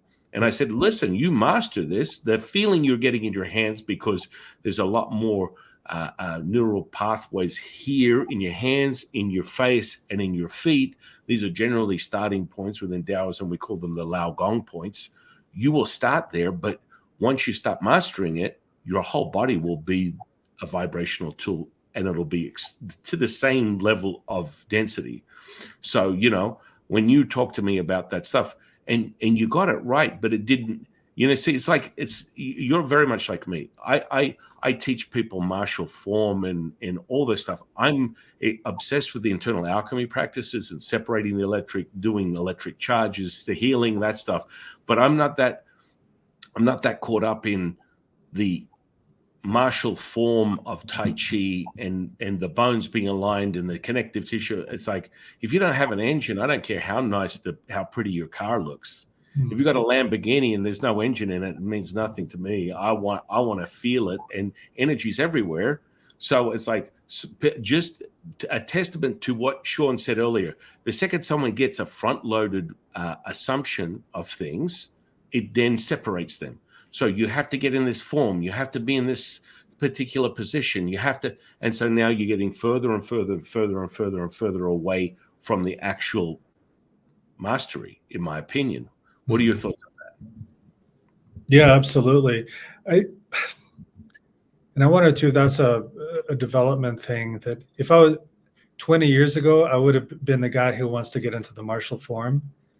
But in a few days, I turn 50 years old, and I have a very different viewpoint. I don't care about the form. I just want to internal experience. I'm looking ahead to the rest of my life and becoming an older person. And what's really important to me is that internal experience, not the form. As you said, what's the point of having a Lamborghini if the engine doesn't run, or if it's not running very well?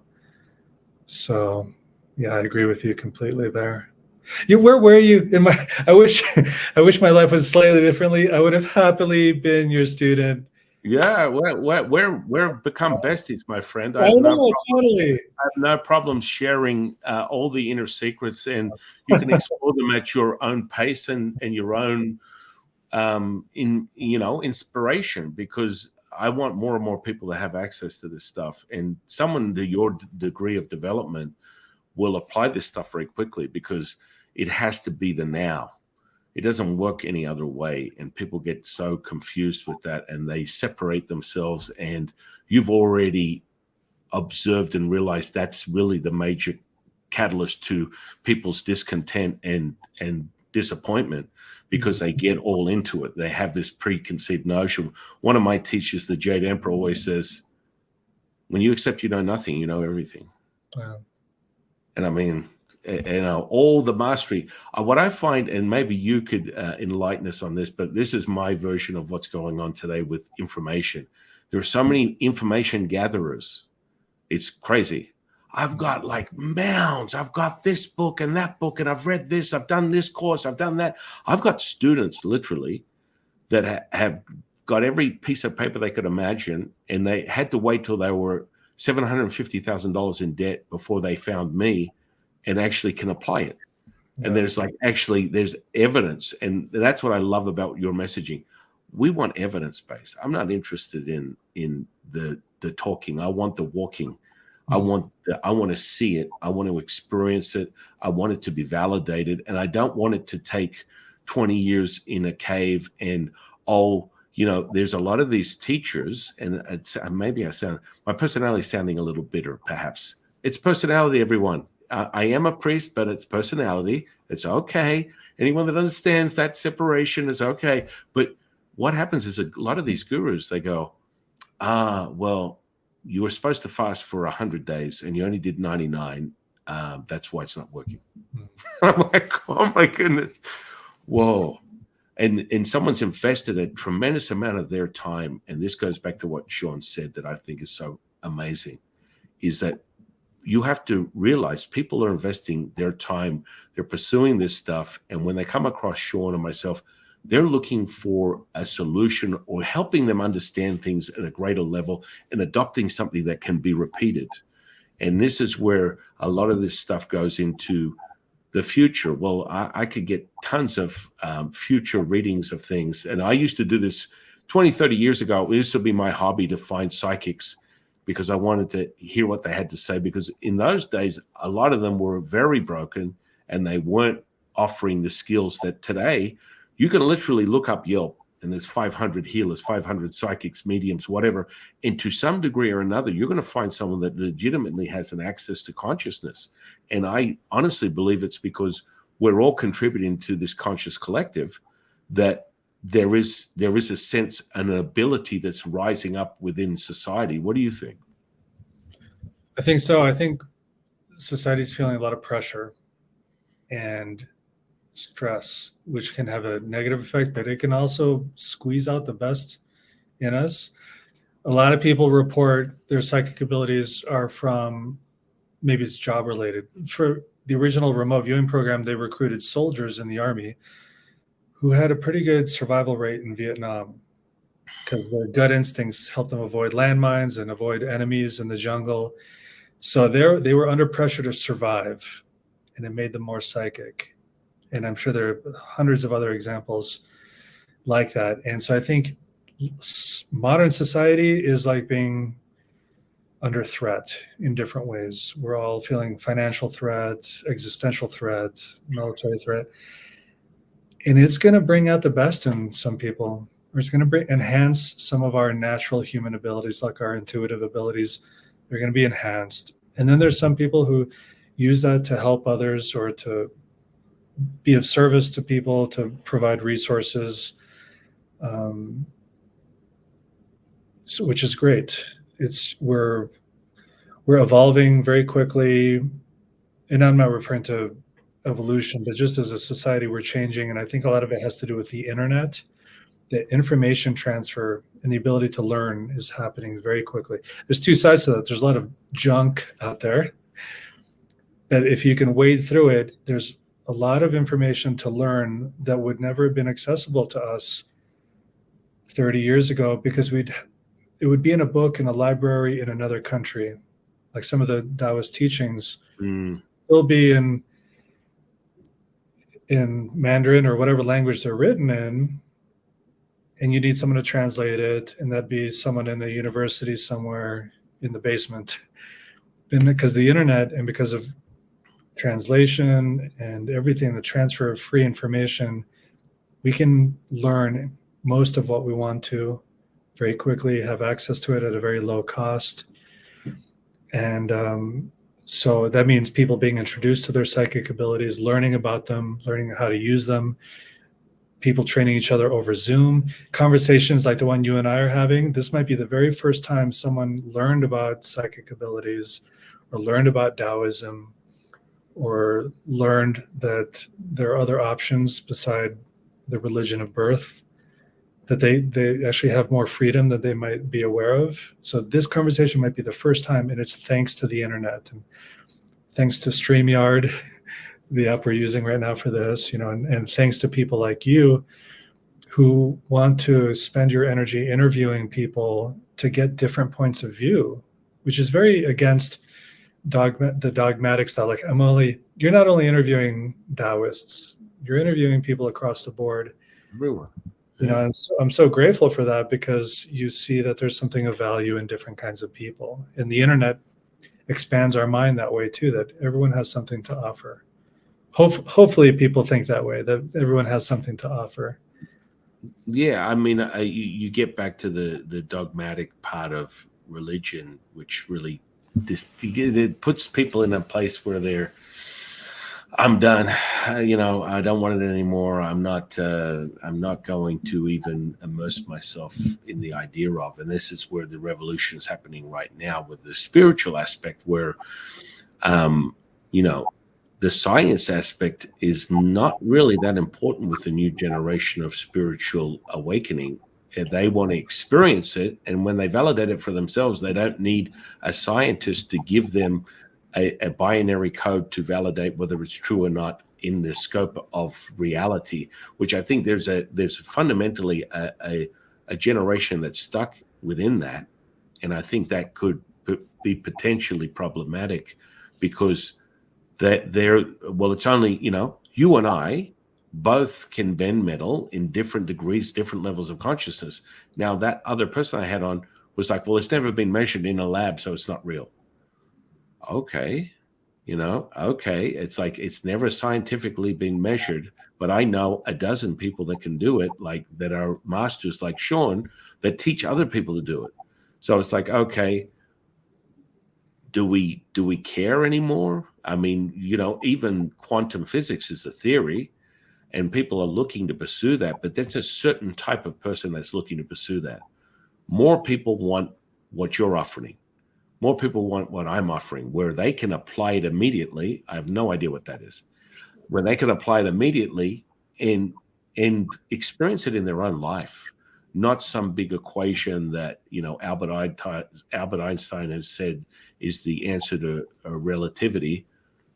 Hey, I don't know. It's becoming more and more evident, in my opinion, in the way people are looking at things. What are your thoughts on that? Well, what stands out for me is that comment that person made, that it has never been scientifically proven or observed. And that is a flat out lie. And that's a problem with skeptics. And I call them pseudo skeptics. A true skeptic is open to data. Pseudo skeptics are belief driven. They believe it's not true. And they believe science has never found it. There have been scientific studies done on metal that has been bent psychically. And they find that there's a change in the molecular structure of the metal. And in some cases, it seems like some of the molecules are missing, like they've been transported elsewhere. The structure has changed in ways that shouldn't be. So that's been looked at scientifically. People like Dean Radin and Helani Wabe at the Institute of Noetic Science, ions.org, they do scientific research on psychic phenomena, like verifiable, repeatable, evidence-based. The parapsychology has been around since, through Duke University and the Rhine Research Center. For a long time, they've been doing research and getting statistical studies done and statistical analysis and testing done to show that this stuff is real. But a skeptic, like a bullshit skeptic, will say, science has never looked at it. They're lying. And they're lying because they refuse to look at what research has been done. They will never Google, where's the scientific evidence? Because if they see it, that will contradict their belief. And they don't want to challenge their own beliefs. Yeah. A lot of this has been looked at scientifically and has been published. People should read Dean Radin's book, Real Magic, as a starter. It's a lovely book. It's not very thick. It's approachable, and it's just an introduction. But read his books, read the books by other scientists at the Institute of Noetic Science. and it's all there. It is being studied. Well, I've been in a back and forth email love fest with him for several months. He's currently in a project that he's doing, but I've been pursuing him to come on the podcast because I think he would be a fantastic guest. And he said he would. He's just very busy right now. He has some project that's going on. And a friend of mine, have you heard of Gail Hayson? Gail Hayson. Yes. Are you going to? Yes. She's a friend of mine. I've already had her on my podcast. You can actually check her out. I'm going on her podcast at the end of this month. Yes. And she's such good people, Sean. As you know, she's probably a dear friend of yours. Yes. Incredible people. And, you know, we had this instant bestie love affair because you can't speak on this stuff unless you've experienced it. And I'm not discounting other people's experiences, but the more and more you immerse yourself in this, it's like, wow, I finally found someone that can actually be more in tune with it and then help others experience the same thing. And it is just, you know, she's just an incredible example of that. And we shared, notes on, remote viewing and all that. Because, I mean, it is a mastery, just like anything else. You know, by the way, for the audience, Sean also, I think you teach remote viewing also, correct? Yeah. So, you know, it goes into the whole. There isn't really, I kind of blanket this whole thing into sensory perception. And people are like, yeah, because I mean, honestly, in my opinion, doing this 30 years, the only limit to your abilities is your imagination. And because you all of a sudden you come across, and this, Sean is an example of this. He was like, I wasn't like I was using a specific method. I had the intuition to find it. And I crafted my own method of how to access this stuff. And that's where everyone should realize that you can do this.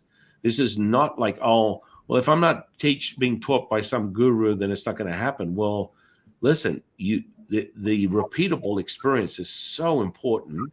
And Sean is really, and as much as you're very humble and you're not mentioning this, I truly believe there's a much higher intuitive sort of tune.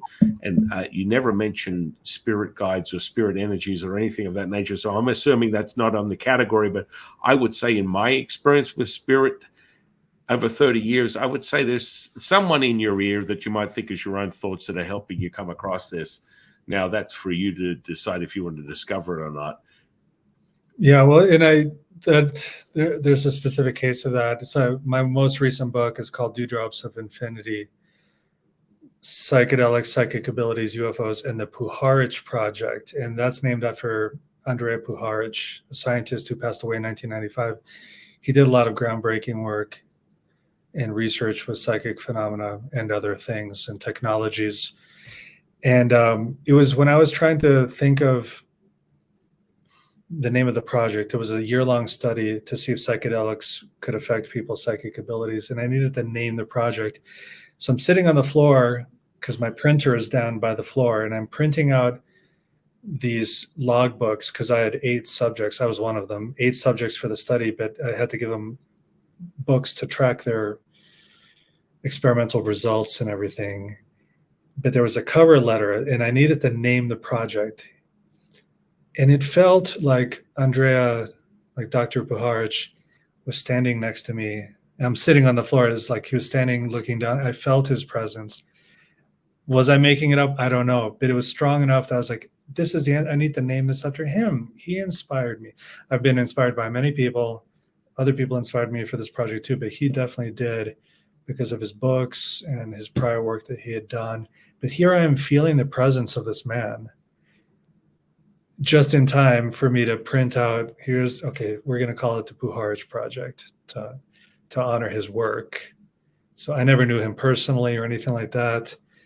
I'm sure he's a human being like everybody else, but his work was really crucial for what I did with my study. So, and, I did take that mediumship training, so I know there's connection with spirit happening. And my dream life has been a huge driver for what's happened to me too. My dreams are inspiring. Sometimes there's information there, not necessarily psychic information, but I think dreams are a lot more important than people credit them for being. They've been at least very important for me. And they don't even have to be lucid dreams or anything special like that, but just good, vivid, long dreams. You go to sleep with a question in your heart, and sometimes the answer can come through the dream. No, I think that's really beautiful. The humility, I never press on anyone's discovery of their own realization.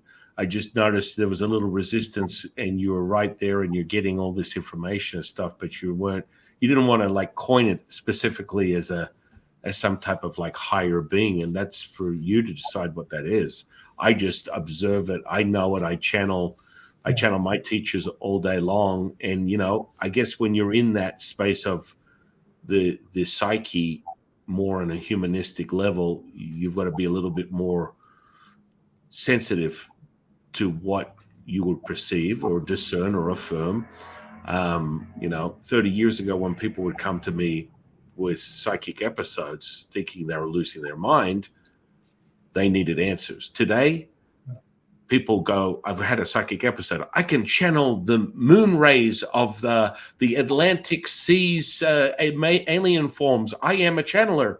And you don't have these people confused on their mental, emotional state anymore. They're like, I'm channeling right now. So it's definitely changed. It's a different landscape for sure. Yeah. And the inner understanding of this information, I always attribute it to this. You get into a state when I'm directly channeling information from Letsu, it's real time. I could literally sit here and write. I've written 10 books I'm about to publish that are hundreds of pages long in the last 2 weeks. That's probably two consecutive lifetimes of someone's greatest experiences. Mm-hmm. Because you sit there and the information flows through you. Some people might call it automatic writing. I get a much deeper sort of insight in relation to audible clairaudience. And so I can hear a voice. Now, do I look like I'm 3 cents short of $1? Absolutely not. But, it is a state, and you have to really, to experience it and validate it, you have to go through and go, okay, well, what exactly am I getting here? Where am I going with it? Do I need extra help? And is it clear? Because channeling is a really interesting space to be in, and teaching people this for 30 years there's some, people get these. I always remind people when they get these sort of perceptions of reality, they bring in the spirit and entity of that very experience. So it's their perception. So it's almost like be careful what you wish for. So if you feel like you're seeing demons and all this type of stuff, I'm not discounting it, but understand that it's part of the construct of your belief system within a duality. Does that make sense? Absolutely. And that plays into what you were saying earlier about it's use your imagination, and people do. And sometimes they don't know they're doing it. And then you have to be careful. What are you choosing to imagine? What have you imagined all your life? And maybe you want to change some of what you've been imagining and come across differently. Right. And that's also a great explanation why there's so many different channelers these days, and they're all channeling different beings and sounding very different. And I used to be like, well, it's all BS. But no, now I understand that no, it's because everyone's unique and everyone translates things in their own way, and they're using their own imagination. And it's really about the quality of the data that comes through. The way it looks in the transmission might be different. That's perfectly fine, Well, I give people a lot of props for putting themselves out there, because they're starting to realize that, hey, I'm not cuckoo. I mean, I had a dear friend of mine of the channel who's become a Kundalini expert, but when he initially had his first Kundalini awakening, he went looking for answers, and literally a doctor gave him a script for medication and to seek psychological help. So, it's like, it depends on where you're at, and people need to find more people like yourself that can have extensive experience in the whole gamut, not just a little area. And I always find that, most people are, if they come from physiology, biology, psychology, neurology, it's limited. It's not, it's one aspect. and that can be problematic, in my opinion. What are your thoughts on that? Yeah, it's like that saying, if you have a hammer, then everything looks like a nail to you. So if someone has a specialty like neurology, then everything has a neurological explanation, and it couldn't possibly be something non-physical or non-biological. So yeah, I really feel for people who want to explore and test out their channeling or their mediumistic abilities, because you really have to have courage, I think, because then you're putting it out there for other people to judge you or to have opinions about you, because you need to tell someone, where some of these other abilities you can do privately or with a small group with a trusted friend. But when it comes to channeling or mediumship and then publishing what's come through, that takes guts, and a lot of self-confidence. And so I really just want to give credit to people like you and other people who are just exploring and learning about that stuff. Like, in some ways, that's the hardest thing, and not because of the ability, but because of social pressure and the social judgment and people having whatever opinions about you. Anytime opinions come into play, it's tough, because we're humans, we're a group, we're mammals. We survive in groups, and the idea of being ostracized is like certain death. It used to mean death to be kicked out of your tribe, and that's still, we need to feel accepted. That's part of our mental health. So someone to say, I'm channeling, would you like to read what I just channeled? Or I'm a medium, would you like to hear what I hear spirit telling me? It requires so much courage and faith in oneself, and trust that people will not think poorly of you. It's really so hard. I think you have a valid point there. For me, when I do it, people, the evidence base is, holy crap, I feel like I'm sitting in a sauna. I can take out my little stick with a marshmallow and cook it from the transmission of the energy that comes through me. And that kind of fundamentally changed my whole world when I did it 30 years ago with my teacher, who had 60 years experience in channeling. And he was just like, how the hell did you do that on one shot? And it's a visceral kinesthetic thing that goes way beyond anything. And I would attribute it to a tenfold level of juice that you would get when you get into a state where you're bending metal. So you feel that pulpability, but it's so dense. It's like a line of information and energy that comes through your whole physical body and expands outward, and you start oscillating and radiating this stuff. And it's like, holy moly, I'm burning my eyebrows. And so there's this level, and everything is variable. I want people to also understand this. This is not cautionary, but realize that when you're taking in information, I'm going to say it. I'm a skeptic. I validate stuff. And so Lao-Tzu is very simplistic. He doesn't get into the semantics of the humanistic viewpoint of reality. When people ask questions, like, for example, 2024 was a classic one. What's going to happen?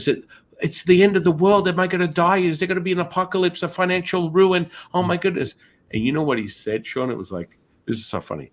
He goes, imagine you are like a grain of sand asking the beach, what are you doing? What are we doing today? And he said, fall back into the beach and be realized. And so, man, I couldn't make this stuff up if someone paid me. I'm like, man, that sounds pretty profoundly of some other world of consciousness, because I'm just little old San Qing. I'm not having and that's where you go, whoa, where is this coming from? Yeah. And so the information becomes so profound, and it's very simplistic. He always speaks in elements. He speaks in the oscillation of the planets and what they have in relation to an effect on you on a physical level on a daily basis. And, goes deeper into how the earth and the sun change the state that you're in emotionally, mentally, and spiritually. And he'll return you to a specific element and a state that will be in high resonance or low, and what that frequency is. So I like the way he approaches his messaging. It's not like, you will die on the 15th of this month due to the collapse of all things, and there will be a lightning bolt that comes out of the sky and your life will be ruined, never to be seen again. Mhm. I mean, there's a lot of fear-mongering propaganda, and I always tell people the second someone bases things in fear, this is coming to a what my dear friends call, my Buddhist monk friend Martin calls the dukkha. That's distortion. And Mhm. when you understand the emotional content is the distortion because it's predicated on your own experience, which is everything. But humans this is a thought, feeling, and emotion. That's all that exists in your reality. That's the sum of everything. So your emotional state is critical to how you navigate through and experience your reality. And if you're being revved up by this fight or flight state that happened when you were 5 and mommy took 2 Oreo cookies and didn't give you a glass of milk, and you're now repeating this over and over again, it's problematic. And then they find solace, they find wholeness when they find someone like yourself that can help them understand what that really means. And so when you keep repeating this stuff and the outcome is the same, that you get deeper and deeper into that state that we speak of, and it becomes more and more real because you keep repeating it, and the universe gives you more of what you want, and you keep repeating it, and there's that energetic charge, the emotional charge, you're feeling this. It's like the first thing we need to get off the table is the emotions don't control you, you control them. Mhm. So it's sort of like, it's more a state of mastery that I think a lot of Eastern practices utilize, whether it's Buddhism or Taoism. There's a degree of understanding that can be a distraction from you being at one with all things. And what does that mean? How do you discover that? How do you heal from that? For me, it's always remove the emotion and the feeling, and the thought becomes your wisdom. But Mhm. while you have the emotion and feeling, you will repeat the same behavior. So there's a healing component that comes with the removal of that, because everything is energy, frequency, vibration. And so when you master that type of stuff, you can really be an observer. You can really be that moment that Sean and I speak about, which is now. And that only comes with void of everything. And my friend, you do it so easily. You're so humble. I'm so grateful to have found you as a friend. And I wish we had known each other so long ago. Seriously, like everyone go train with you. Like everyone should. I wish I was in Nevada because I really feel this connection. There's so many similarities and like mind, and I'm sure there's so much I could learn from you.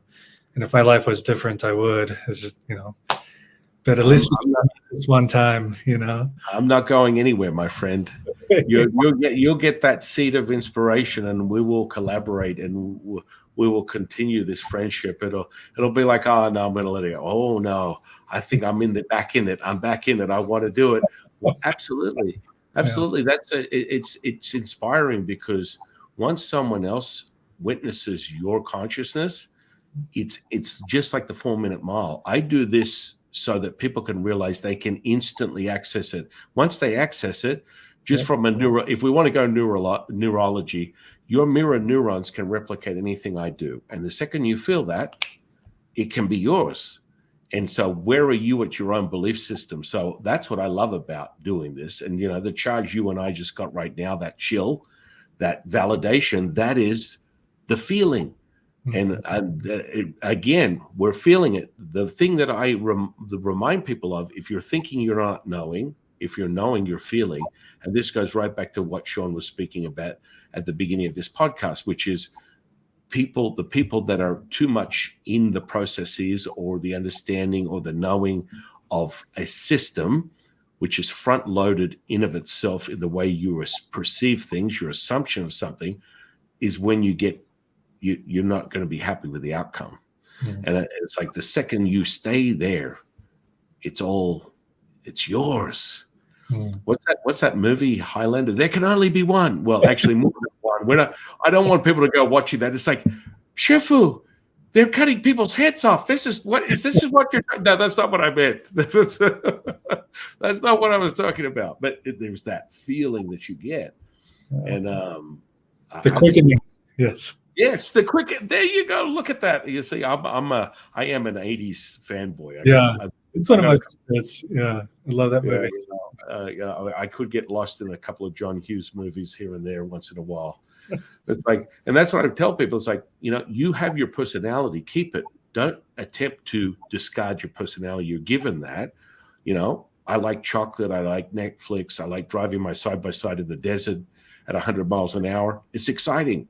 Mm-hmm. But guess what? That has nothing to do with the state that Sean and I are speaking of. Mm-hmm. That has nothing to do with it. And being absent of that is the mastery of being able to go, this is my personality. I'm going to take it off and I'm going to put it aside. I'm the present moment. And then all things become realized. And it's like, my goodness, it is the quickening. Yes. Oh my goodness, that was such a cool movie. What happened to movies like that anymore, my friend? I mean, I feel like the stuff that's coming out these days is so bad. It's like I've even lost my love affair with movie theaters. Because I haven't come across a movie that's worth me spending money to go and sit down in a theater and experience it. It's been such a long time since that magic. I mean, the 80s, just in case people haven't discovered or looked at it, in my opinion, is one of the most magical decades for movie exploration. And just it's like pop culture. I used to be obsessed with it. Now I want nothing to do with it. It's like I feel like the luster, it's very dull right now. It's like, let's get back to the good old movies and not some sort of like subliminal messaging that has to come out through whatever they're, you know what I mean? It's like, I just want a movie. I don't want to feel like I'm in Clockwork Orange being brainwashed to think some way. Does it make sense? It's like, yeah. And I feel like that's where Hollywood has gone wrong. And, you end up with just watching YouTube. You find people like yourself or myself on YouTube, where the material is so really profound and you get caught in, the magic of what someone's offering. And I think that's really one of the wonderful things about this platform is that you're able to put out material and reach people whenever you're inspired to. You want to be inspired, just create something and put it out there. And all of a sudden I always find someone that's like, oh my goodness, I just discovered your podcast and I've downloaded 60 episodes. And every time I watch something, I get something out of it. I'm like, that's what makes my heart sing. That's what I want. I want people to walk away. And this is what Sean and I are talking about, which is you can listen to our conversation and your life can change. You'll be like, oh, this makes sense. What they're saying, I had this experience. And now they're having a dialogue, and now it fits into place, and now it means something to me. Before it was sort of obscure, and I couldn't really make sense of it, and it was a glimpse, it was something, and now it's all validated, which is the wonderful part. And I imagine you have a wife, and you have a social life, and we always come to this end. I get very disappointed. I'm like, I realize my bestie has to leave me right now. Even though we've just started this bromance, I wanted to continue, and I believe it will. And I want to ask you in closing, my friend, what is your definition of consciousness? So I have it's not a very exciting answer, but it's sort of a view that it's a natural force the way gravity and time is, and it's flexible. It's pervades the universe. It's inherent, and it's not just in humans and animals, but it's in the rocks. It's everywhere. It's a natural element, all pervasive. And after that, words don't work anymore. So that's the closest I can get with words. And I think love is a manifestation of it. I think it's the most beautiful manifestation of it. But it's beyond just love too. It's bigger than that. There has to be room for everything. But for me, my favorite part of being a human being with consciousness is the ability to experience friendship and love and connection. So that's like the gift of consciousness. Yeah. Oh, I love that. You had me at hello. I mean, it's so beautiful because in all the podcasts I've done, I've never come across one answer that was not profound in its own expression, its own gift.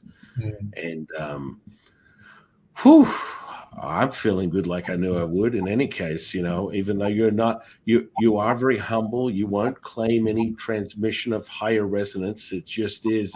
It's just you. Maybe you need to sit with yourself a little bit more and realize you're putting it out there, my friend. And I will say this. I'm going to put all your social media under this podcast. And in about a week or two after it's published on YouTube, it goes out across all platforms. And I want people to know where to find you. I want them to go to your website. I want them to explore your YouTube. I want them to read your books. And, this is the beginning of their exploration into sensory perception. So what would you like to share with the audience about what you're doing right now? Because I know you just published a new book. Yeah, and I'm working on another one, but it's a companion to an online program. This is a meditation program that could last a person's whole lifetime. And the angle is to prepare people for a psychedelic journey, but it's not required. The meditations are good even without using psychedelics. But these are the meditations I've been doing since leaving religion that have helped me. I've trained other people with them. Some of them are very profound and very deep. But I realized when I started doing psychedelic journeys a couple of years ago, that those spiritual insights I'd sought all my life that were promised in these traditions, I actually experienced them.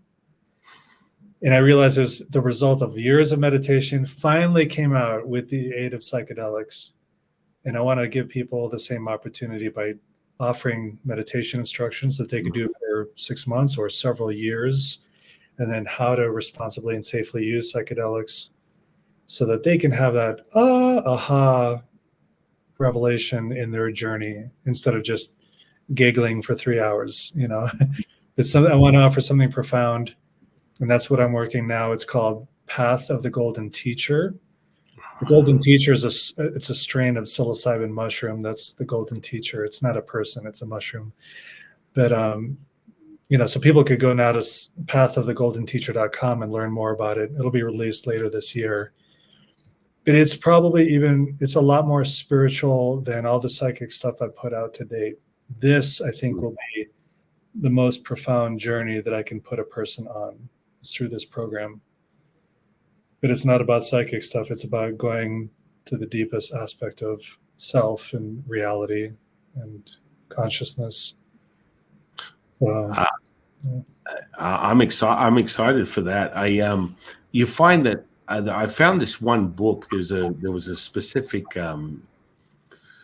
scientist that studied the transformation of the shapes that were created when you're in a specific sort of psychedelic experience, and the degrees of magnitude it would change. And he sort of documented these things, which I found really interesting. Do you go through that type of stuff within the book at all? Not specifically about the shapes, but it will be an introduction to what a journey can be like. And there are different stages that are common, but everyone will have a unique experience. But I do understand this thing about, different intensities and the shapes that are produced. And there's a lot of geometry. We discover that the human brain, the calculations to do the geometry that appears in the hallucinations is astounding.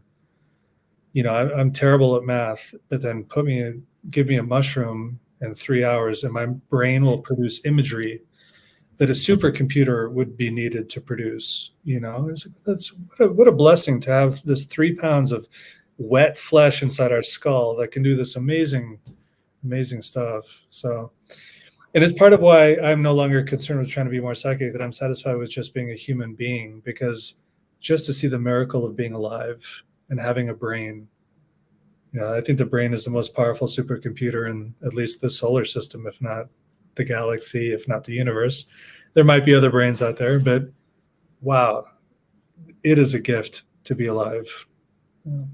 It truly is. It truly is. And it, brings incredible bonds and relationships like the one we created today. It's like, being in tune with whatever is out there, in the universe will show you more. It's like it will bring that resonance to you and you become a magnet.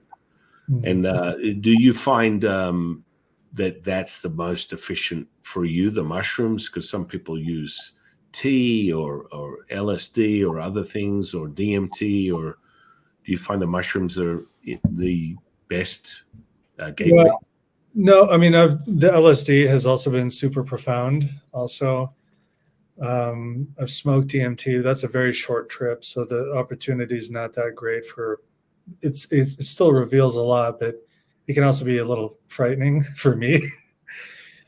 I think everyone will have their own medicine that they prefer, their own plant medicine, and people should just do what they prefer and do the best they can with it. But for me, I also enjoy growing and teaching people how to grow their mushroom, which makes it more accessible instead of having to go online and buy it from a stranger or break certain laws.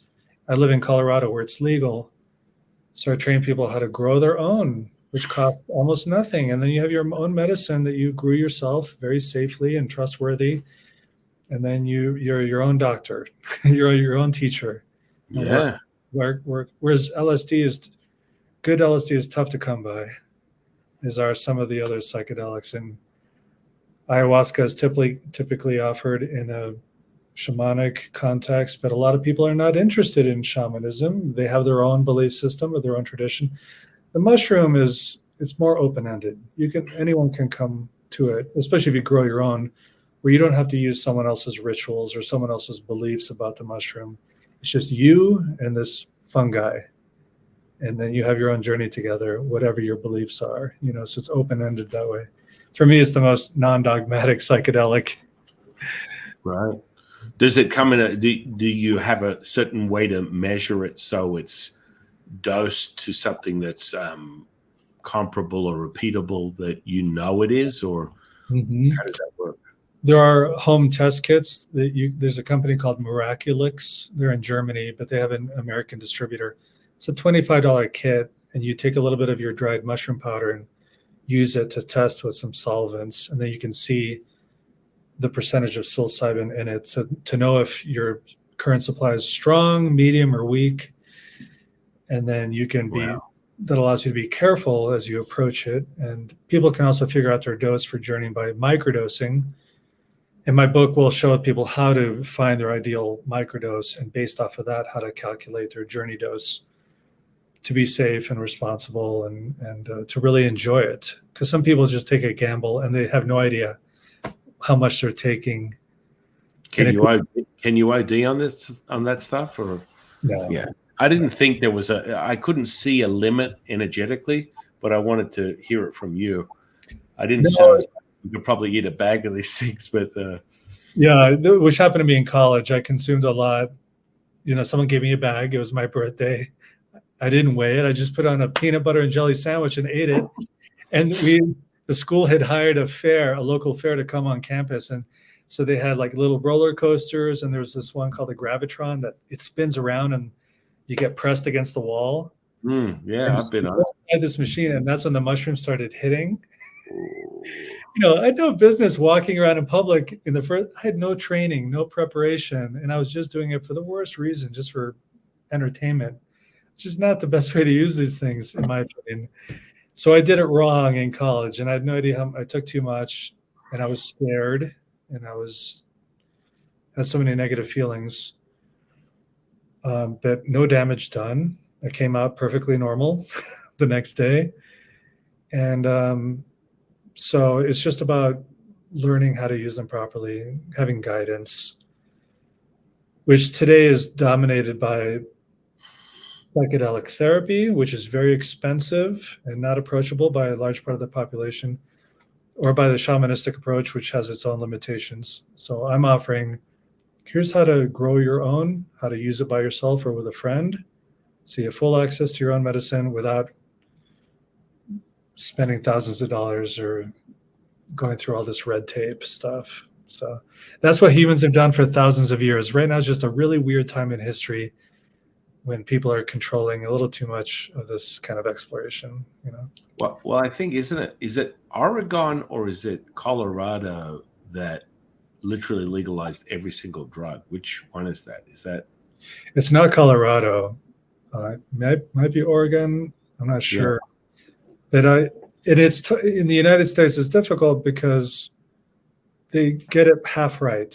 Legalize, so it eliminates the illegal market, but they don't offer the social services and support to help people who want to break addiction or need support. In Europe, they've got it dialed in. They do offer the social support along with making things legal. But in the United States, we'll keep it legal, and then we can take taxes on the sales, but we're not going to help people who need support after that. So it's not enough. You really need both sides of it. We're behind the times compared to Europe in terms of, and other countries in terms of psychedelic usage and the laws. And hopefully we get there at some point. Does it depend on the way you metabolize the stuff to the extent or the length of the experience? Yeah, a lot of it with the mushroom and other substances can have to do with the liver, how it metabolizes, and also how your brain receives it. Also the health of your neurons, especially your serotonin receptors. And if you're taking medications that involve serotonin receptors, there could be dangers involved with using psychedelics. You could overwhelm your receptors with too much serotonin or things that are similar to serotonin. So it does have to be approached intelligently and safely, talking to your doctor if you're on medication, or if you have a history of psychosis or mental illness in your family, or if you've had suicidal ideation, or if you're pregnant, or if you have high blood pressure. There are a lot of considerations that need to be taken, which used to be passed down orally in society. This has been illegal since the 70s because of the Nixon administration. So we've lost all that wisdom. Well, not all of us. There have always been people who continued using and passing on their wisdom, but in a larger, more open public scale, we're like babies learning again how to use these medicines. Yeah. I'm generalizing. Not everyone who uses them are babies, but me, I'm a baby, I'm having to do research to learn this stuff. I didn't have mentors passing the knowledge down to me. So, which I think is brilliant, because you're just using your intuition and you're discovering and making that information accessible to so many others and helping them in their own journey, because they may be curious, they may have the thoughts or ideas of it, but they don't want to discover it openly in an open setting, but they want to hear more and they want to get information from someone they can trust. Mm-hmm. And that's where you've developed that trust with your audience and how you disseminate the information, which I really am very grateful for. Well, this is been an amazing day, my friend. Mm-hmm. I've enjoyed it. Thank you so much for having me on. Oh, thank you for coming and sharing your time with me today. I want to thank the universe for bringing you into my life. I want to thank the audience for sharing their time with us. And in closing, I am your humble servant and Sifu, Taoist Master San Qing, and I'll see you in the next one, guys.